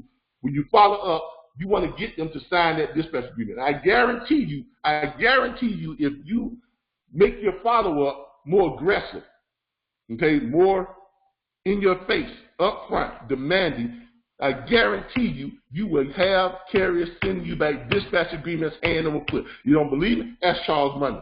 You don't believe me? Ask some of the other ones who are doing just that now. Because that's how you get them to because you got to shake them up. You got to walk in the room. You got to slap them upside the head and say, where's my dispatch agreement? Because you got to wake them up. You got to shock them. And to piss them off, who cares? Because why? You don't have nothing from them right now, do you? So are you doing anything worse? Don't be afraid of going in there and you say, well, I don't want to piss the man off. I don't want to make the man, well, he ain't doing nothing for you anyway. So why are you worried about pissing him off? You understand what I'm saying?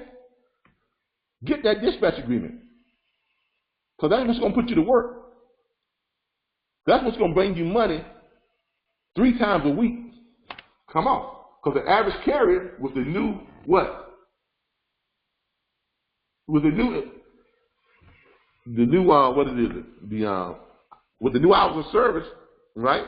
The average carrier can run 3 loads a week. Because the average good driver can run 600 to 650 miles each driving shift in the 11-hour driving shift, which means they can run, if they're running 800-mile runs, 900-mile runs minimum, they can run 3 loads a week.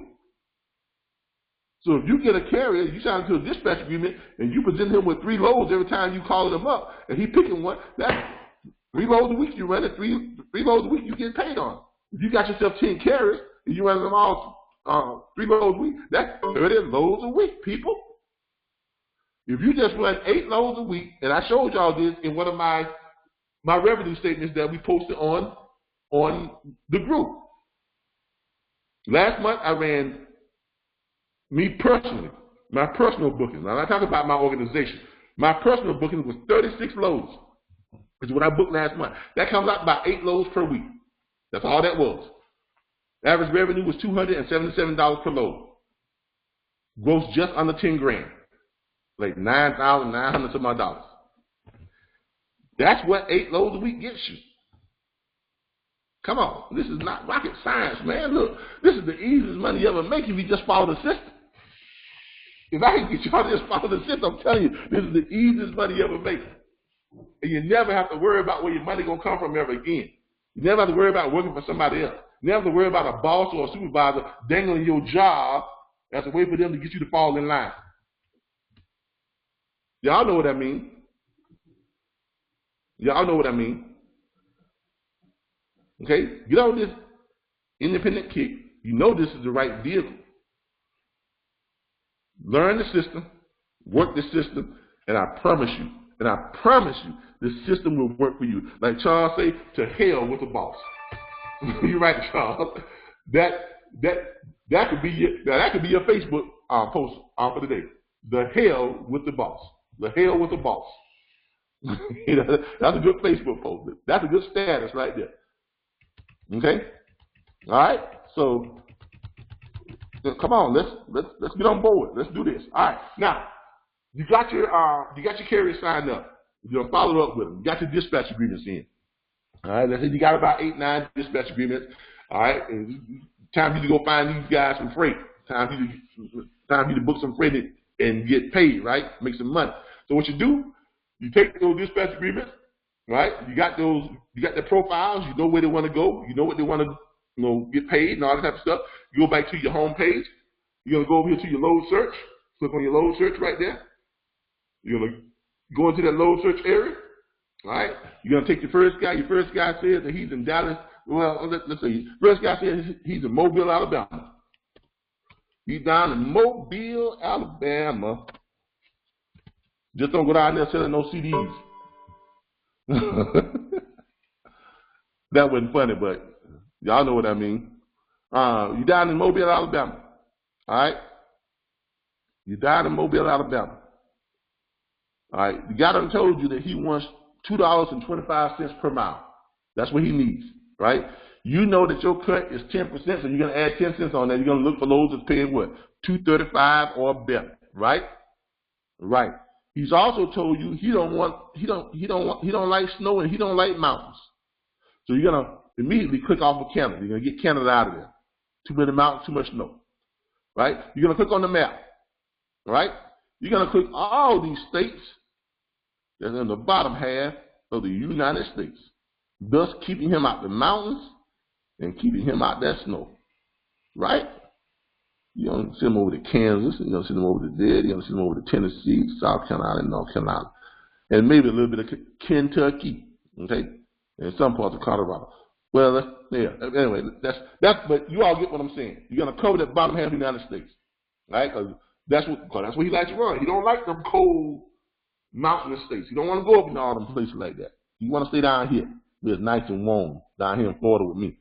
Okay. All right. You know he's got a flatbed. Okay. You see he got a flatbed truck, and you come over here. Now you want to find what? The money. So you're gonna click more options. Well, let's find out where the day is Saturday, so you know he's going to want to leave on Monday. So you get his pickup date. It's on Monday. Then you click the more options. Then you come down here, and you're going to click where it says payment rates. Because they don't need you looking at loads that don't have the rates. Because remember, he said what? I want $2.25, your 10% added, which means $2.35. So you know you're looking for loads that's paying more than $2.35, so why are you looking at loads that don't have the rates posted? You're going to click the thing that says payment rates. So then it'll show you all the loads that's got the rates in there. You're gonna click search. It pulls up all the loads that's in and around Alabama, Mobile, Alabama. Okay, that's got the rate showing, right? That's on all these are going to places that are on what? The lower bottom half of the United States. Now you want to get the highest paying freight. Why? Because you want to get in the highest paying freight possible. So you're gonna go over here with right next to company. You're gonna see check and offer. You're gonna click the offer button. When you click that offer button, it is going to arrange this in the highest paying freight first and work its way down. All right. So you go over here. You see this load right here? It's picking up in Leased-on, Mississippi, which is 36 miles away from where? Mobile, Alabama. It is going to Big Spring, Texas. Big Spring, not Little Spring. Going to Big Spring, Texas. Okay. Probably get down there in the spring, ain't no bigger than a couple of feet wide, but they think everything's big down in Texas when it really ain't. But anyway, you're gonna go over here. You're gonna click on this. It's going 837 miles. It's so it's going more than what? Going more than 500 miles. He wanted. It's 47,000 pounds. You click on it, pulls it up. It's paying $2.87 a mile. So guess what? That one works, right? There you go. That works. Paying $2.87 a mile. So you're gonna write that one down. You may want to call up that broker and say, "Hey, Mr. Broker, how you doing over there at Program Logistics LLC? My name is such and such. I'm an independent dispatcher, and I got my carrier may be interested in this load. I'm just calling to get some quick information about it, and then if he decides he wants it, I'm gonna call you back with his DOT number." Now, why are you volunteering to tell him all that? Because you want to head him off. You don't want him to say, "Well, what's the DOT number?" I can't give you the information without the DOT number. Because a lot of them like to do that. What they're trying to do really is get the DOT number, then they can call your carrier back and cut a deal with your carrier. Because we had somebody this week, okay? He shot himself in the foot, really. Because, first of all, he contacted the broker before he knew his carrier. He gave the broker the carrier's MC number or DOT number before he knew the carrier wanted that load. Okay, that was mistake number one. All right, he had a dispatch agreement. I think he had a dispatch agreement, but he just, oh yeah, and get this, the load was not paying what the carrier said that he wanted to get paid. I mean, the carrier wanted like let's say $250, right, in his profile sheet, but he called the broker on a load that was only paying $235 or something like that, or $225 or whatever it was, but it was only paying, a certain amount of money. And the reason he said that he did it because he said he couldn't find any other loads that was paying what the carrier wanted. He couldn't find the loads that was paying the $250. All right. I'm gonna show you why it's best not to even call that carrier with a load if you can't find the load that he wants. If you can't find the load that's paying the kind of money that he wants. Because remember, you've already told the carriers, I'm not going to call you unless I got the kind of loads that you're looking for. So why even call a carrier back or present a load to a carrier that's paying less than what he wants to begin with? And I'm going to tell you what happened. So he went ahead and called the broker, right? Mistake number one, he called him on a load that was paying less than what the carrier wanted anyway. Mistake number two, he gave that broker the carrier's MC number, right? And the broker told him, well, I can't do no better than that. All right, fine. So he calls the carrier back and tells the carrier that the load is paying this much money, and the carrier says, well, I got to have, this is what the carrier said. The carrier says, I got to have more than that. See if you can get more from it. Well, then he calls the broker back or whatever it was and tried to get more money from the broker. Said, no, I can't pay no more than that. So he tells the carrier, hey, he can't pay no more than that. Now, what do y'all think happened? Anybody want to take a guess and tell me what y'all think happened? He told the carrier, he told the dispatcher that load is gone, and then as soon as he hung up, he called that carrier back and booked that load without the dispatcher. At what? At the rate that the carrier said that he wouldn't take. That's correct. So he got tricked. Exactly. Do y'all see what happened? That carrier called that broker called that carrier directly and pitched him the same rate that the carrier said that he wouldn't take, and the carrier took it. I feel so much like a fool, man. I wasn't gonna call your name, man. I was just gonna leave it out. Hey, it's a live and learn experience, so I ain't no shame in my game. But I'm glad it happened to you. You know why? Because that won't ever happen to you. That won't ever. It won't happen again. You see what I'm saying? Yep. Never again. That's why I tell you all. I'm giving y'all permission to just fuck up your first 10 calls. Experience is the best teacher. Exactly. Because in those first 10 fuck ups, guess what? You're gonna learn more than I can ever teach you. Because you're gonna say, I don't want to do that again. You see what I'm saying? So that's why it's best not to even call or present something to a carrier if it's not what they want, if it's not what they're looking for. Why? Because there's hundreds of thousands of other carriers out there. You got other opportunities. And it's going to come an opportunity when you go find what that carrier wants, and you call them up then. It's a lot easier, and it's going to save you a lot of time, and it's going to save you a good butt whipping.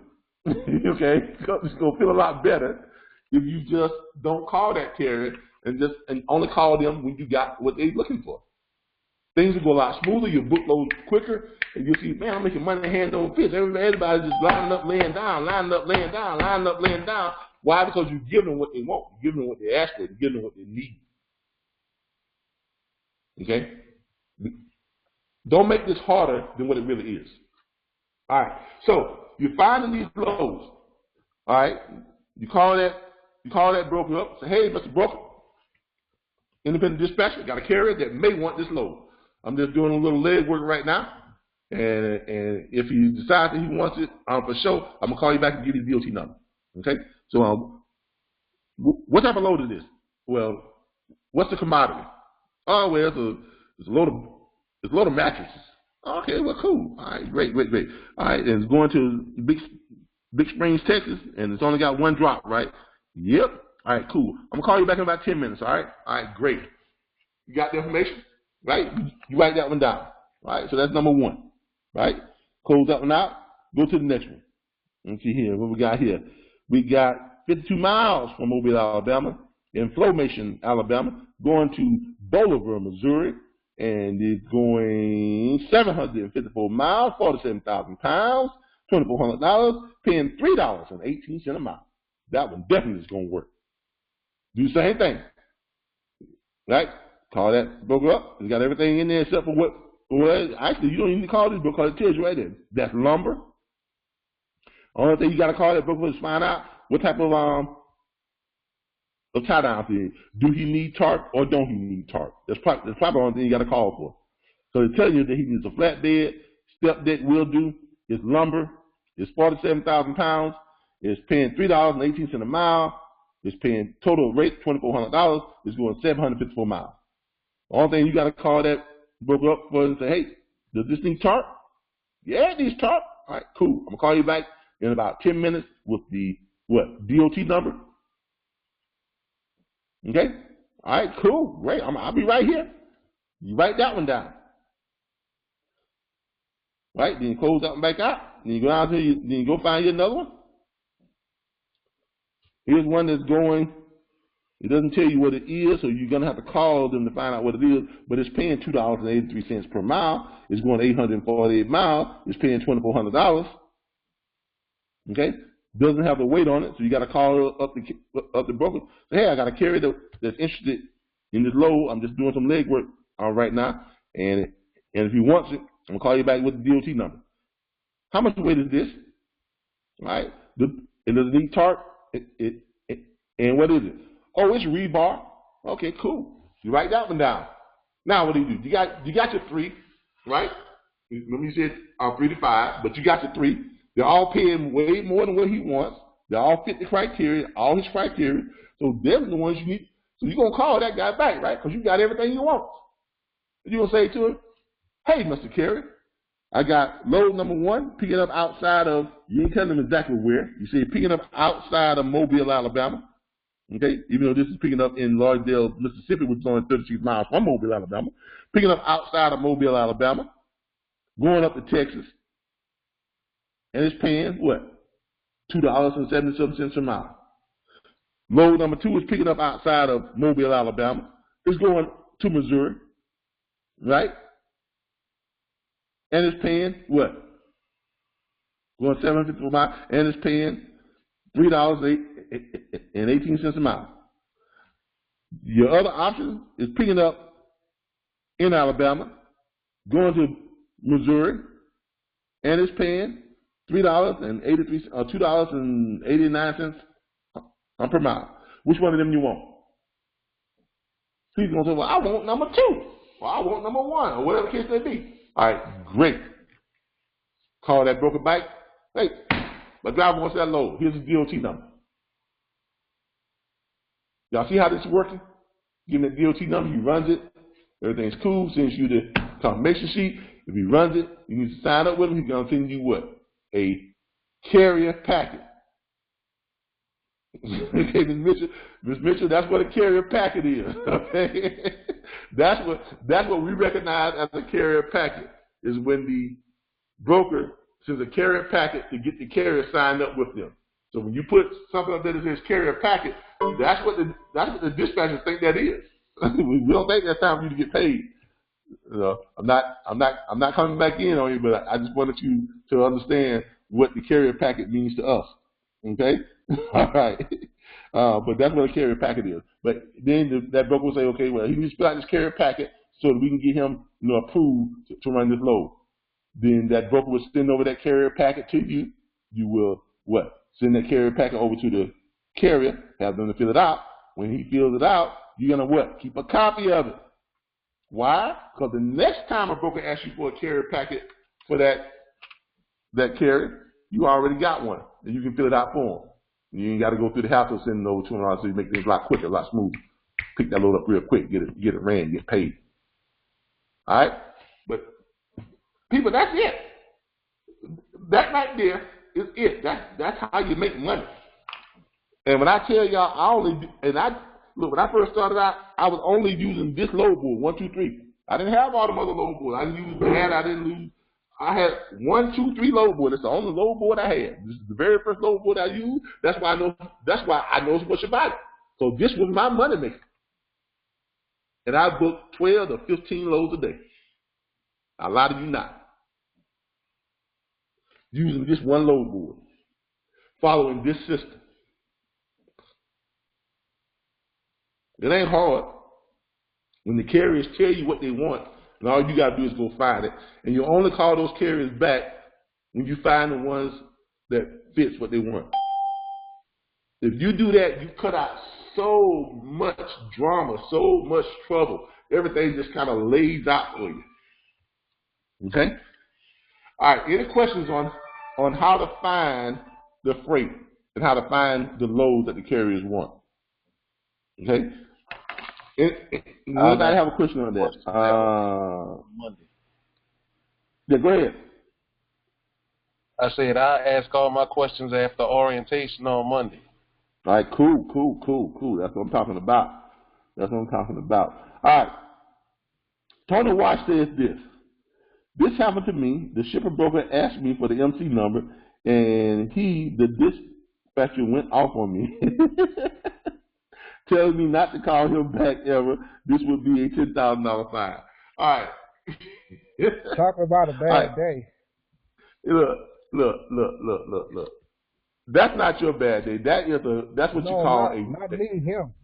Yeah, but that's what you call a broker who was having a bad day. Okay? Yeah. And look, here's the deal. Some brokers will tell you that dispatchers are not legitimate in the business. Okay? They'll do that because they feel like they are doing a job that they have to get a bond for. And I was a broker, so I know you got to get a bond when you're brokering. But see, here's the part that they don't understand. Here's the part that they're not acknowledging. Or I don't know if they understand it or they're acknowledging it or what. The broker and the dispatcher does not do the same job. They do a similar job. They don't do the same job. And what the distinction that makes a broker and a dispatcher is the control and distribution of money.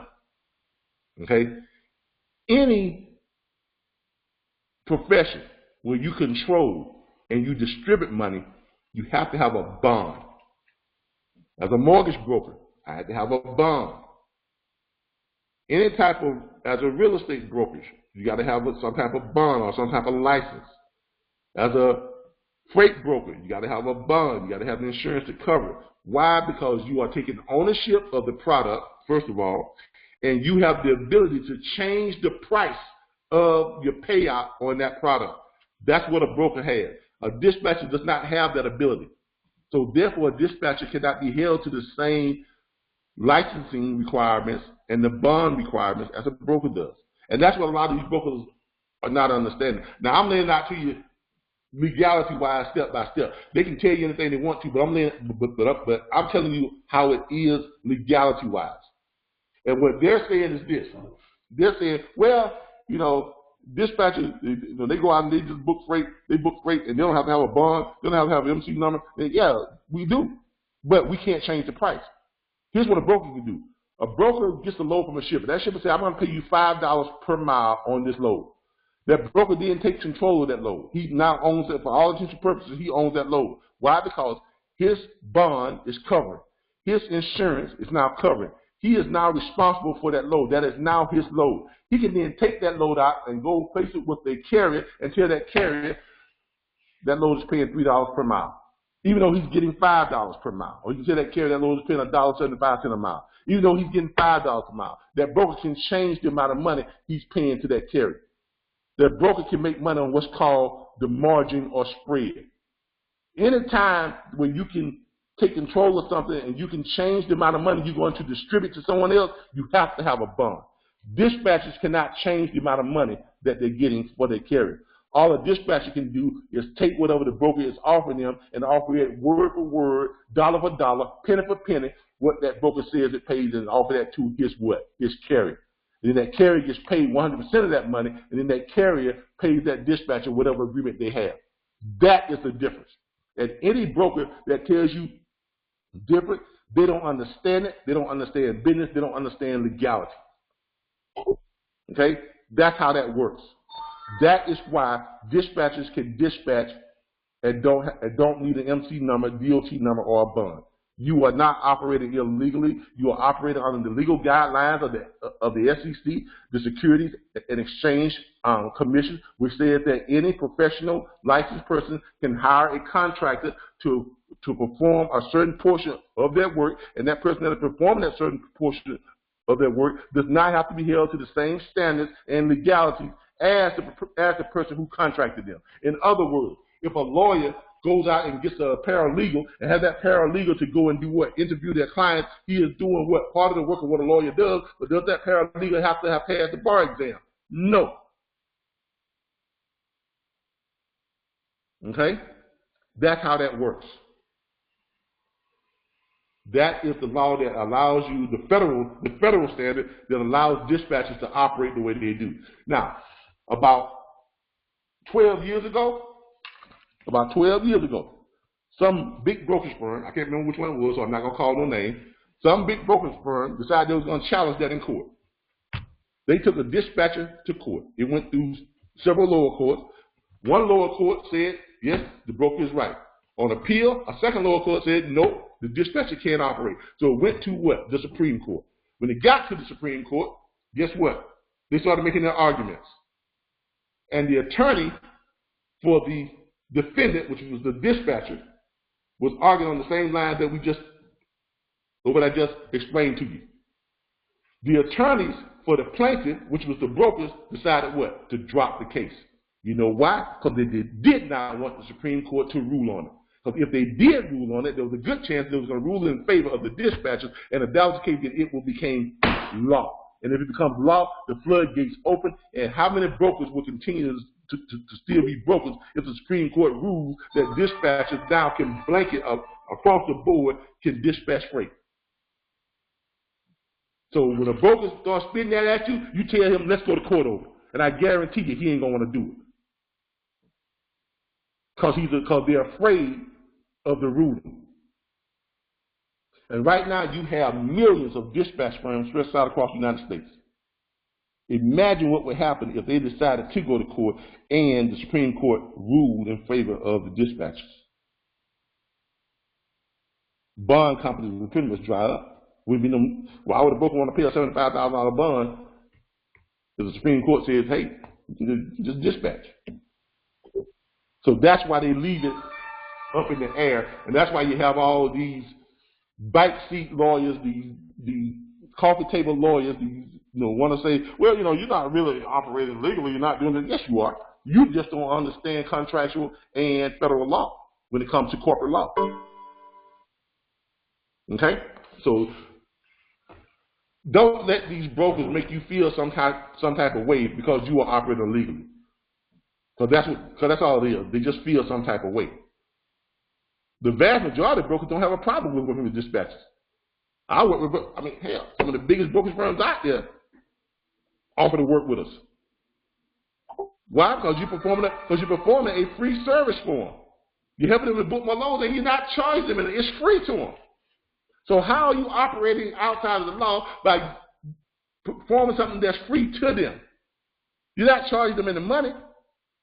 You can't change the rate. Okay? So don't let them feel bad. Don't let them make you feel some type of way or bad about the job that you are doing. Okay? And that's all I got to say about that. My Forrest Gump voice. All right. Okay. Now, is there anybody who does not understand how to find this freight? How to book this freight? Anybody doesn't understand how to find the loads that they need to load from what they need to get? Anybody who don't understand that?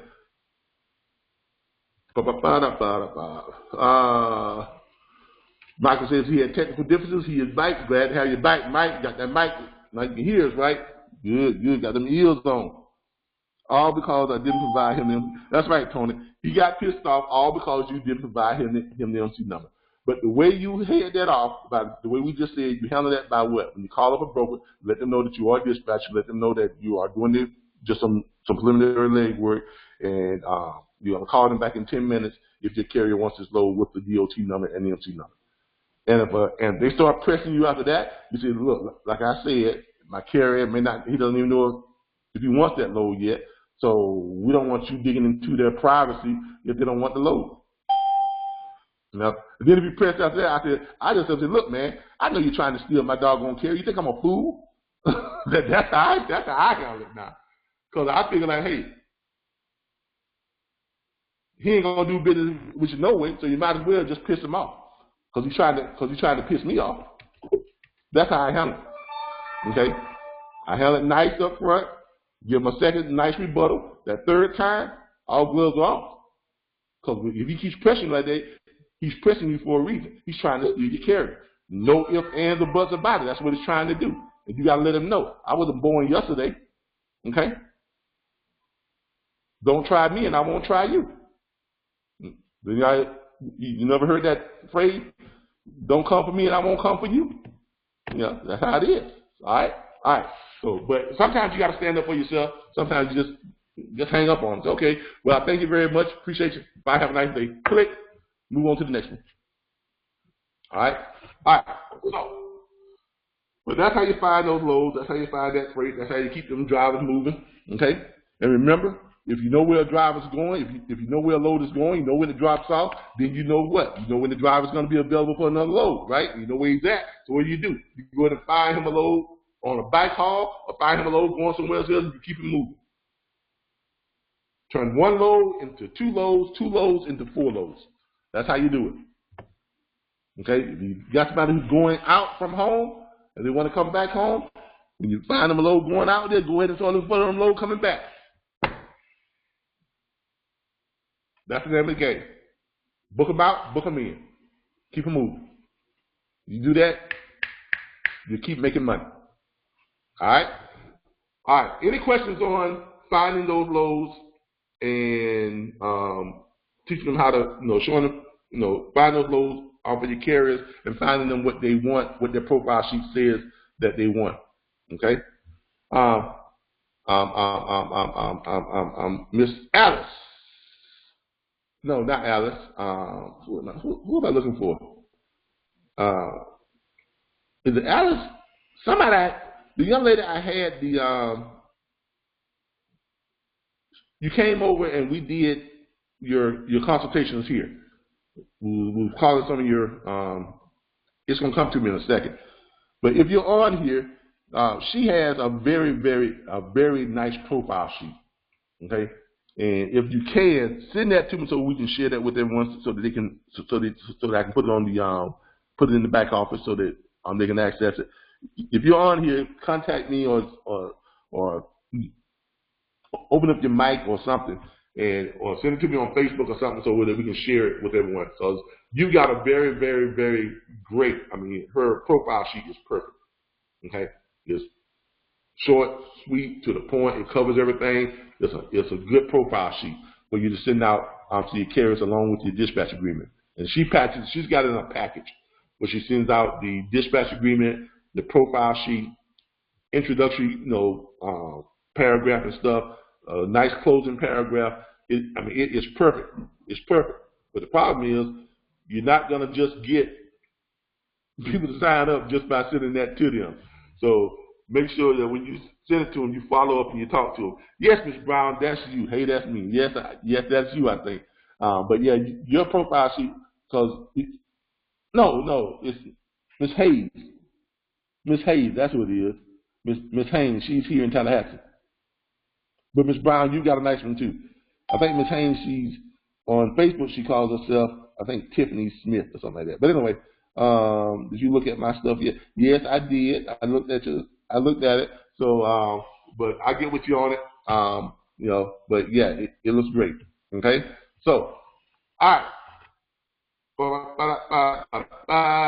Okay, where are we at? Oh yeah, let's go back to the what you call it. All right. So this is how you find loads on 123 load board. This is how you work the system. This is how you make the system work for you. If you have any questions on this, give me a call later on this week, and we will go over it. All right. Now, let's get out of this. Let's go back to the workflow. Okay, the workflow. The workflow. All right. If you want to know how to get from loads from start to finish, go back and review the workflow of dispatch, the RBBS National Dispatching Network System. Okay. You all have Mr. Monday. Thanks for putting this together. He took the stuff that we're doing, the stuff that I was sending you all from time to time, and he took it upon himself to put it together in a nice little, workflow. So thank you, Mr. Monday. We appreciate you. You're on top of your game. That's why you're booking freight. All right, the workflow. This is your workflow. If you want to know how to get a load from start to getting paid, this is how you do it. Okay, 5 simple steps. All right, workflow of dispatching the RBBS National Dispatching Network System. Once carrier emails you a signed dispatch agreement, keep a copy for your records. Option: you can email a copy of it to dispatch@rbbstransport.com with your name and extension. You don't have to, but you can. Because remember, when you send in it's payday time, you're going to send us that anyway. Okay? All right. 2, contact broker associated with the load that you need to book for your carrier. Alice Brown DeShannon says, hey, Calvin. Let me read this real quick. Alice Brown DeShannon says, hey, Calvin, what do I do if I have a carrier that is leased on as an owner-operator with J.B. Hunt? He wants better loads, and can I book him better loads? How do I sign him up? What does he do with the dispatcher's agreement, considering he is signed on and using the MC number and DOT number? If he owns his own truck, he is an owner-operator, but he is leased on to a company. He can sign a dispatch agreement because that dispatch agreement is between him and you. It's not between his company and you or the company he's leased on to. Even though he's using their DOT number, he is still the owner-operator, which means he's one of those ones that's paying the company 20% to run underneath their DOT number. He's collecting 70%, 80%, or whatever it is. So what happens is this. When he signs that dispatch agreement, it is him signing that dispatch agreement with you and not J.B. Hunt. He can sign a dispatch agreement with you because, as he's already said, J.B. Hunt allows him to find his own load. So he can hire someone that goes back to tell you about the SEC rules, the SEC guidelines on corporation. A professional, licensed professional, can hire an independent contractor to perform part of their duties or work without them being licensed or without them being licensed or bonded. So he, as an owner-operator, okay, can hire someone to find his load. Because the company he is hauling with, or the company he's leased under, allows him to do what? Find his own load. So your agreement is with him, not with his company.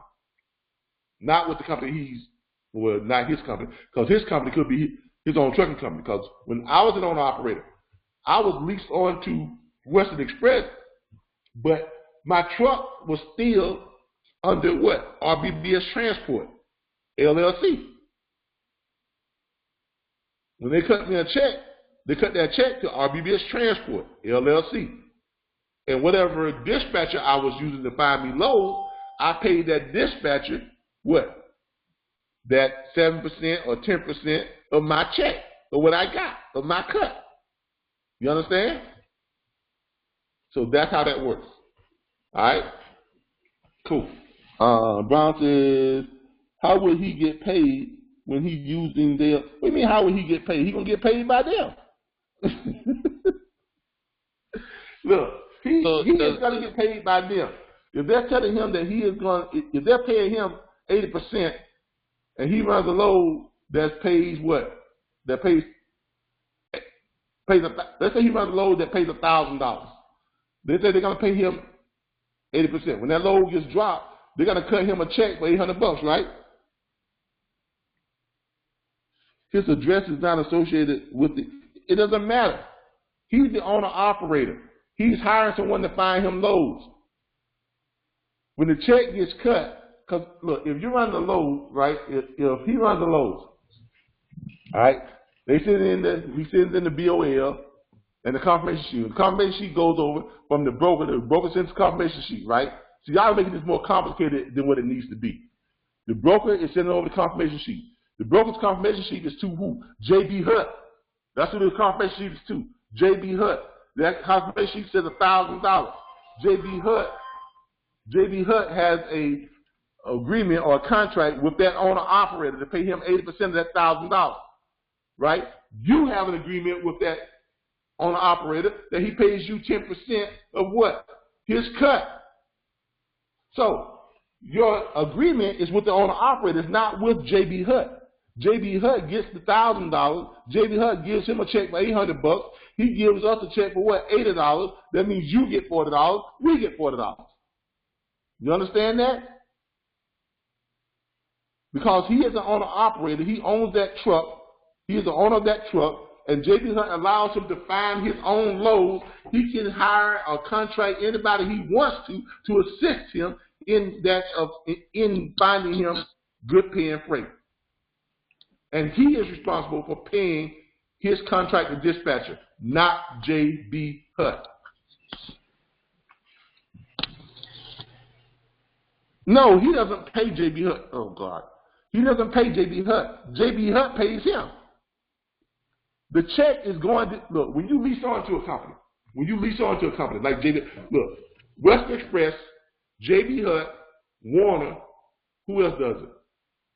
Landstar, all those companies, when you lease on to them, your check that you are paid, the check that comes from the shipper or comes from the broker is going to that company. It ain't going directly to you. It's going to that company. That company takes out their percentage and sends you your money. It's not the other way around. You don't get the money and then you pay the company. Man, look, ain't no big company going to let you do that. Can you imagine how many companies would get stiff if the money came directly to the owner operator and the owner operator said, well, you know, I'm going to give you your 20%. Ain't no way in hell. That ain't going to happen. That dog ain't going to hunt. I promise you that. That dog is not going to hunt. Okay? That money is going to that company first, the whole amount. That company is then cutting him his 80%. And out of his 80% is when he pays whoever he has hired to find him that good paying freight. Okay?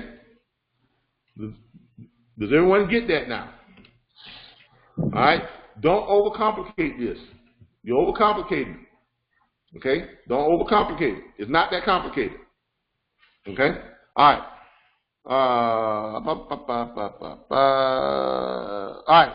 Step 2, contact broker associated with the load that you need to book for your carrier. Brokers typically will ask for the MC number, motor carrier, or US DOT number to verify carrier. If the carrier is not already signed on with the brokerage, they will send a carrier packet to be filled out and returned, verifying insurance, CSA scores, credit, etc. Initially, this can be filled out by the carrier, but make sure you ask for a copy from carrier for future references, especially if you will be booking many loads with him or her. That goes back to what I tell you. When you receive that carrier agreement and you send it over to the carrier and the carrier fills it out and sends it back to you filled out, keep a copy of it. If the carrier sent it directly to the broker, ask the carrier to send you a copy of it. Okay? So you have it on file. And if he asks you why, tell him that way I won't have to send you another one when I get you signed up with brokers from here on out. I can go ahead and just take care of that for you. And he goes, oh, okay, thank you, appreciate you so much. You see, that's how that works. Okay. Step number 3. Broker will want to send a load/rate confirmation sheet to carrier or carrier agent in order to get it signed. Once carrier packet comes back good, broker will want to send over the load and rate confirmation of the load that is to be booked. In order to stay in the loop, have the broker email rate load confirmation to you, or if it was sent directly to the carrier, have carrier email you a copy. Okay? This includes the load number, rate, pickup and time, delivery and time, contact information, weight, miles, and any special instructions for the carrier. Remember, constant communication is the key in an efficient booking of a load so that everything is covered. Note in big red letters, read, okay? Note, read in big red letters. The load rate confirmation to ensure it is in agreement with what the load has. In other words, read it. Don't skim through it. Don't assume. Read everything in that confirmation. Okay? Also, keep a copy of the rate load confirmation as a dispatcher for your records. Okay? If rate load confirmation is in agreement with the load, have carrier sign and email to you. If it is not in agreement, contact the broker to further clarify as to why rate load confirmation is not in agreement with original load specifications. Be very mindful at this stage not to be taken advantage of. In other words, make sure everything that was discussed or was on the load board is the same as it is in that confirmation sheet. Because if you mess around and send it over and that carrier signs it and he runs that load, and there's something different in it, if the pay is different, if something says that, something that prevents him from getting paid the full amount of that load, guess what? Whatever's in that confirmation, that is law. You're not going to get no more or no less than what's in that confirmation sheet. Okay, so make sure everything matches what it's supposed to be. Okay, once this load rate confirmation sheet is signed, send back to broker. Once carrier emails you the signed rate load confirmation, email it to the broker. CC it to dispatch@rbbstransport.com. Just add us in on the CC. That way, when you send it, we'll get a copy of it too. Try to follow load by calling driver once he or she has arrived at pickup location and once they have arrived at destination. Also, let them know that if there are any issues, to contact you so that you may contact the broker if they cannot. Again, communications. All right. 5 and final step. Once carrier drops the load, all right. Once carrier drops, have carrier send you a copy, either through text or email, of the BOL, bill of landing, proof of delivery. Now, that can be a picture of it too. If it's a good picture of the entire BOL, it shows all the signatures and everything. You can read everything, make out everything. They can text you a picture of it or send you a picture of it. Okay. Invoice, BOL, the bill of landing, proof of delivery, and the invoice that they plan on sending to the broker. In other words, they're going to send you the BOL and the invoice. The invoice is basically a note saying, Mr. Broker, this is how much money you owe me, pay me my money. That's basically what they're sending you, okay? They're sending you a notice basically letting the broker know that this is how much money is owed to the carrier. And so they sending that along with the proof that they dropped the load, okay? All right. So the invoice that they plan on sending to the broker, unless carrier has their own factoring company. Now, if carrier's got his own factoring company, they're going to send that BOL over to their factoring company. Their factoring company is then going to advance that money ahead of time, and the factoring company is going to wait to get paid by the broker or by the shipper. Everybody understand how that works? All right. Which that brings up a little thing I always say. Why factor a load twice? Because the broker's already factored the load. Y'all do know that, right? I mean, carriers, that is completely idiotic to me. When I was on operator, I never factored a load that I was getting from broker. Why? Because it was already factored. Ain't no need to me to have a factoring company take twice as much money. And get this, some of the factoring companies that the carriers have are the same factoring company that the broker have, so that same factoring company just got paid twice on the same doggone load. Duh. Why would you do that? But, you know, you can't tell some of these carriers, you can't tell them any different. Because everybody's so hung up on getting took. The chances of a broker not paying you on a load that's been delivered already, if it's been factored, is pretty close to zero. Because a broker is not going to take the chance of having his bond revoked but not paying someone, you know, what, a few meager dollars? Come on. The broker's already got his money. What the broker's going to keep? The whole load? He going to keep? Think about it. The broker's going to keep the whole load fee? Do you know what kind of trouble that broker can get in for keeping that whole load fee? That's a felony. That's just not a violation of the federal motor carrier rules. That's a felony. That's theft by deception. That's fraud. Each one of those carries 5 years in state prison. You ain't talking no jail time, no lockup time. You think a broker's going to risk going to prison? Come on. It's stupid to have that load factored twice. The broker's already factored. No broker's going to wait 90 days to get their money from a shipper. Every broker I know factors load. So why would a carrier have it factored again? That's hustling backwards, man. That's giving someone the same money twice. That don't make no sense. But, you know, but it is what it is. You know? I'd never do it. Okay. Now you would need to prepare an invoice to send to dispatch at RBBStransport.com so that the carrier can be billed. In other words, now you need to send us that thing that says, it's my payday. It's time for me to get paid. Mr. Calvin, send my carrier my request so he can pay, and we can all get paid. That's what that is. All right? It's time to send that money over so everybody can get paid. All right? And that's a happy time.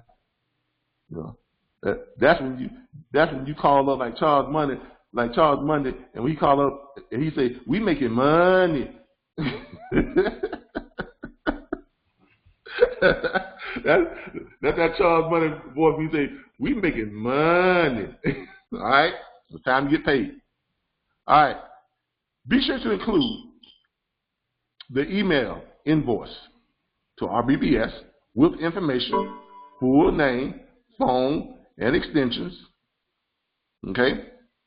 Email, carrier information, full name, MC number, phone, email, load information, pickup, destination, rate, miles, and weight, and broker information, full name, address, phone number, email. Also, match to the email the signed dispatch agreement, signed rate load confirmation, BOL, invoice from carrier to broker, if there is one. Once received, RBBS Transport, invoice processing, will bill the carrier and pay once payment has been received from carrier. On to next booking. And to show y'all what that invoice looks like, this is what we send out to the carrier. I'm gonna pull one up for you here real quick. Let's go to a Square account. Good old Square. Let's log in to good old Square.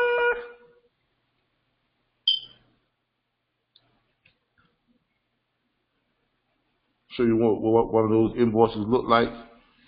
Okay. Pull up that. Items, customers, invoices. Here we go, invoices. Pull up invoices. All right, invoices. Let's pull up one to Mr. Who? I'm gonna pull up Charles Monday's one. Nope, that's the corrected one. That's the one we gotta correct, Charles. Let the cat out of the bag, Charles. I'm sorry.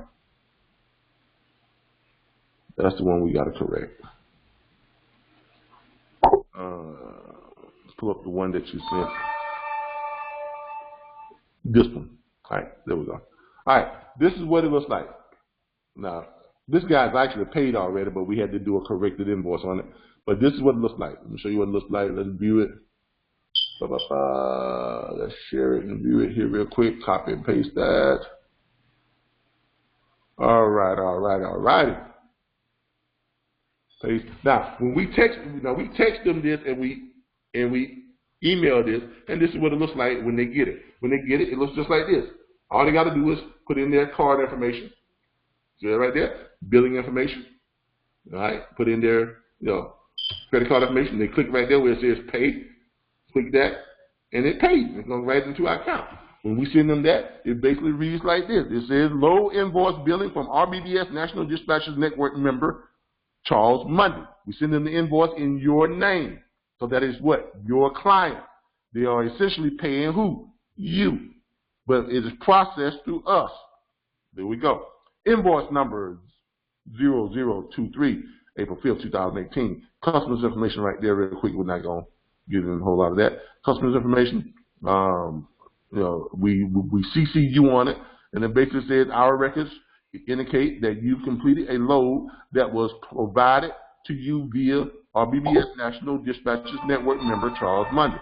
Load order confirmation, reference number, load info, each grand folks, whatever, such, the total amount of load was paid, load fee is that, number of miles, and the weight.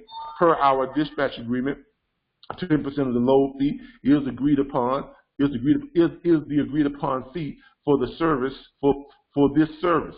Please remit payment in the amount of $320, which is 10% of that total fee, conveniently via credit or debit card. Reference number 320, total due. By that has the 3 attached files that we send to it. Those 3 attached files that we send to it are going to be what?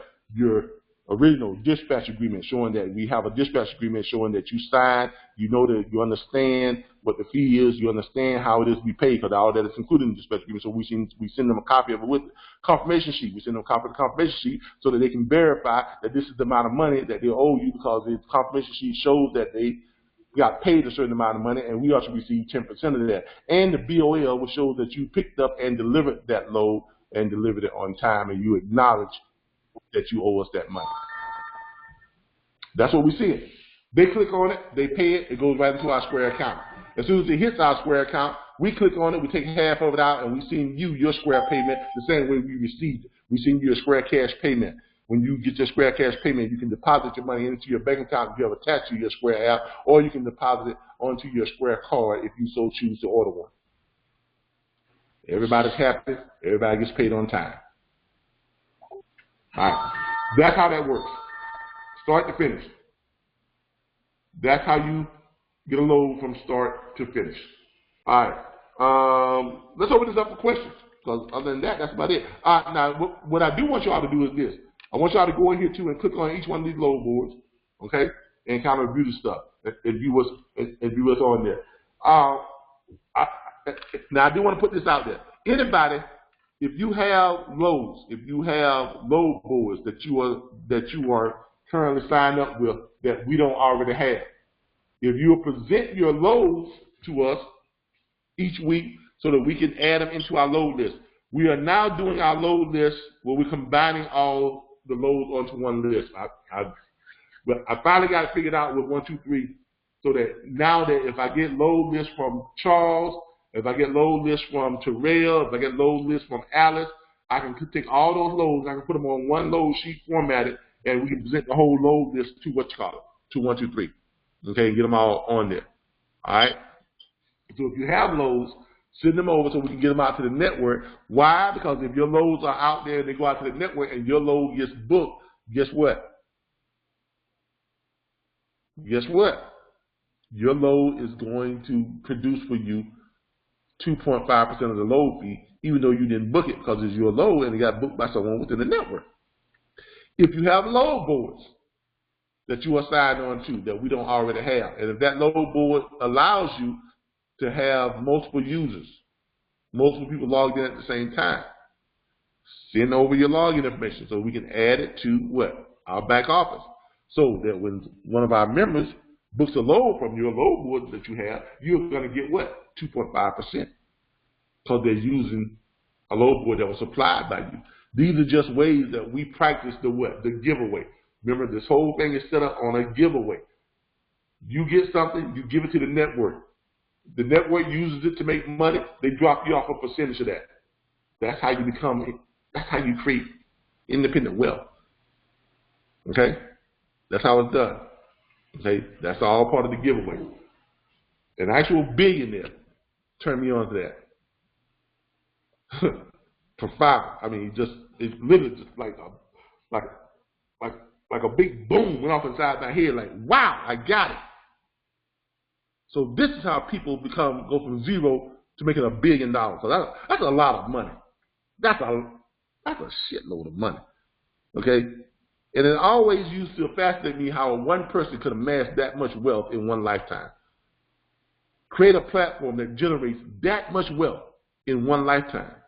And that's how it's done on the giveaway system.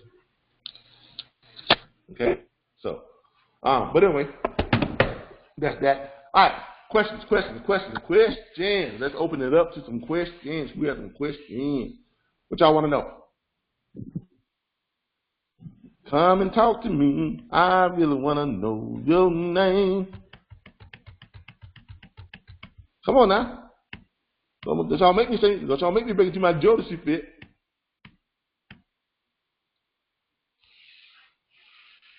Y'all just want to hear me sing, though. That's what y'all want. But I ask you some questions before I start embarrassing myself. Yeah, what you got? This is Jamila.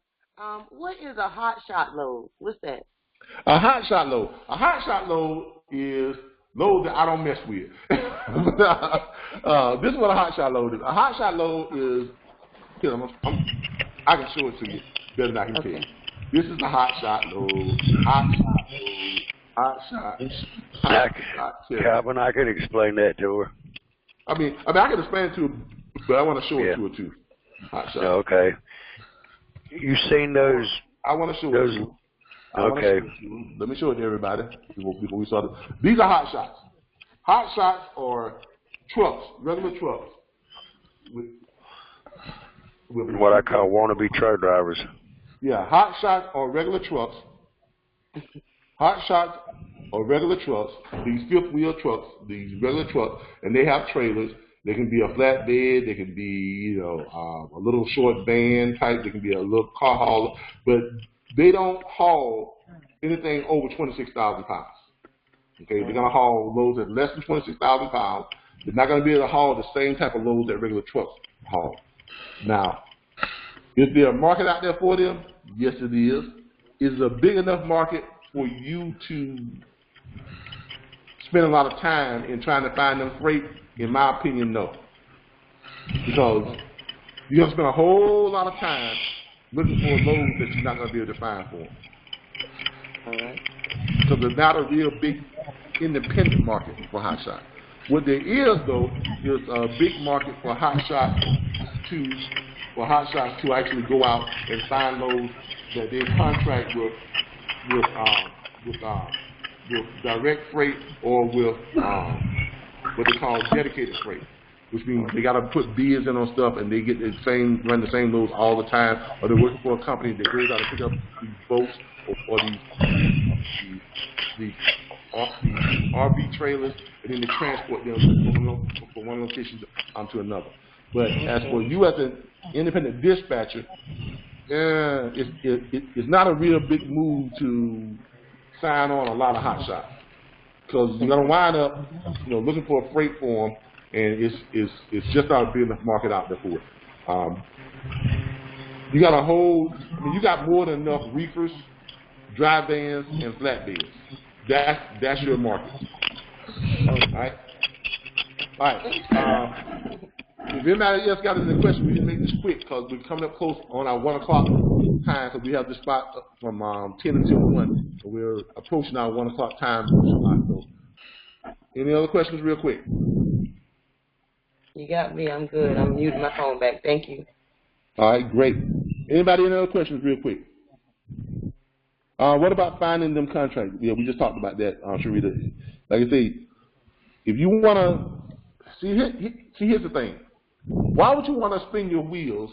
Let me ask you a question. If you're going and you're out with your girls or your guys, your buddies, and you're looking for a party, and you come up on one party, and there's a $500 cover charge, and y'all only got $200, and you come up on another party, and there's no cover charge, which party are you going to go to? The one with no cover charge, right? Because you ain't got $500. So what I'm trying to say to you, don't spin your wheels on stuff you ain't gonna find nothing for.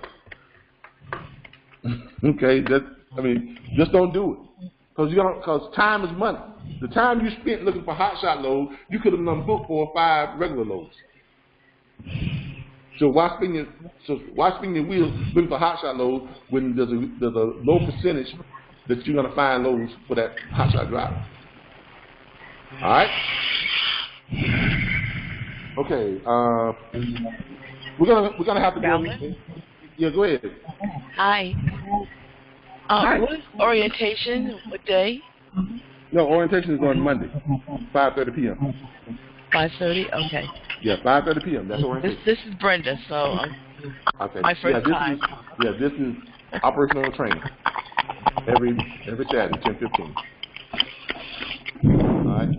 Any other questions, real quick? All right. How do we get involved with containers for import export? That is freight forwarding. Okay. If you're looking at now when you say import export, now if you're just talking about just moving container loads, that's one thing. But when you say import and export, that's freight forwarding. We do offer consulting for freight forwarders. It is at a different expense. Okay, because freight forwarders is a totally different monster. There's a lot of money involved with freight forwarding, but you can make a lot of money. But you gotta have there's a whole bunch of stuff you gotta go through. Remember, you're moving stuff internationally, in and out of international waters. You're moving stuff over multiple modes of transportation: ship, air, train, and truck. Which means you gotta have a higher insurance premium. That you gotta have much higher insurance coverage. And even though your bond is the same, your insurance coverage is a lot different, okay? And there's a lot more stuff that we would have to actually consult with you and teach you before you even start, when you think about getting into moving freight internationally over multiple modes of transportation. But get with me during the week on that, and we can go over it, and I'll tell you what the cost is on that, for consulting on that and things like that. I actually do have about 3 clients. We have about 3 clients that I do work with internationally on freight forwarding, but that's on a different, that's actually on a different platform, okay? And it's a more expensive platform because of the depth of stuff that we go into. All right. I'm gonna have to shut this down because, like I said, we only have this spot for about 3 hours, from 10 until 1. And we've actually gone over a lot of stuff today. But if you have any questions for me, be sure and contact me during the week. Y'all know where I am. 866-973-6445, extension 1 or extension 2. You can get those extensions anytime of the day or night, which most of y'all do. But I appreciate it. I like all the love that y'all bring in when y'all call and stuff. But we always have great conversations when y'all call up and we do our consultation. For any of you who are visitors, who are guests of ours and you're not part of our platform, this is how we do. This is what we do. This is how we make our money. What's up? There's always smiles here. Mr. Jamela Dane, smiles back at you. You're welcome. Tony Watts, thank you. You're welcome. I appreciate you all. Have a blessed day. You too. Have a blessed one. But if you're a guest on here and you're not part of our platform, if you want to join our platform, either give us a call at 866-973-6445, extension 1 or extension 2, or visit us online at that's TheRBBSLLC.org. Go to the Register Now page, upper left-hand corner. Click Home Study Guide, $4.99, one-time offer. When you click it, it'll give you a $200 discount, and it'll take you right to the enrollment center where you only pay $299.95, and you click on the pay with any debit or credit card. Or you can click on any one of these videos. This one will be posted tonight on YouTube. Click on any one of our videos that says Earn While You Learn Freight Broker Training, and you click on that, open it up, and click the more information, and you have a link down there that takes you right into our download center. We thank you again. We appreciate each and every last one of you all. I thank each and every last one of you all. You all are doing a great job, by the way, in helping each other out. We've been noticing that your participation on the chat group and the way you all are networking, the way you all are assisting each other, you're helping each other out, you're sharing loads, you're sharing information. You're helping each other to become more successful, and that's what the platform was meant to be for, and you all are working it perfectly. We love the way that you all are working that platform and using that chat. Keep it up. You all are doing great. Learn the system, and I promise you, if you learn the system will work for you. Okay? Thanks again. Y'all have a good one. We'll see you all next week. Same back channel, same back time. Y'all have a good one.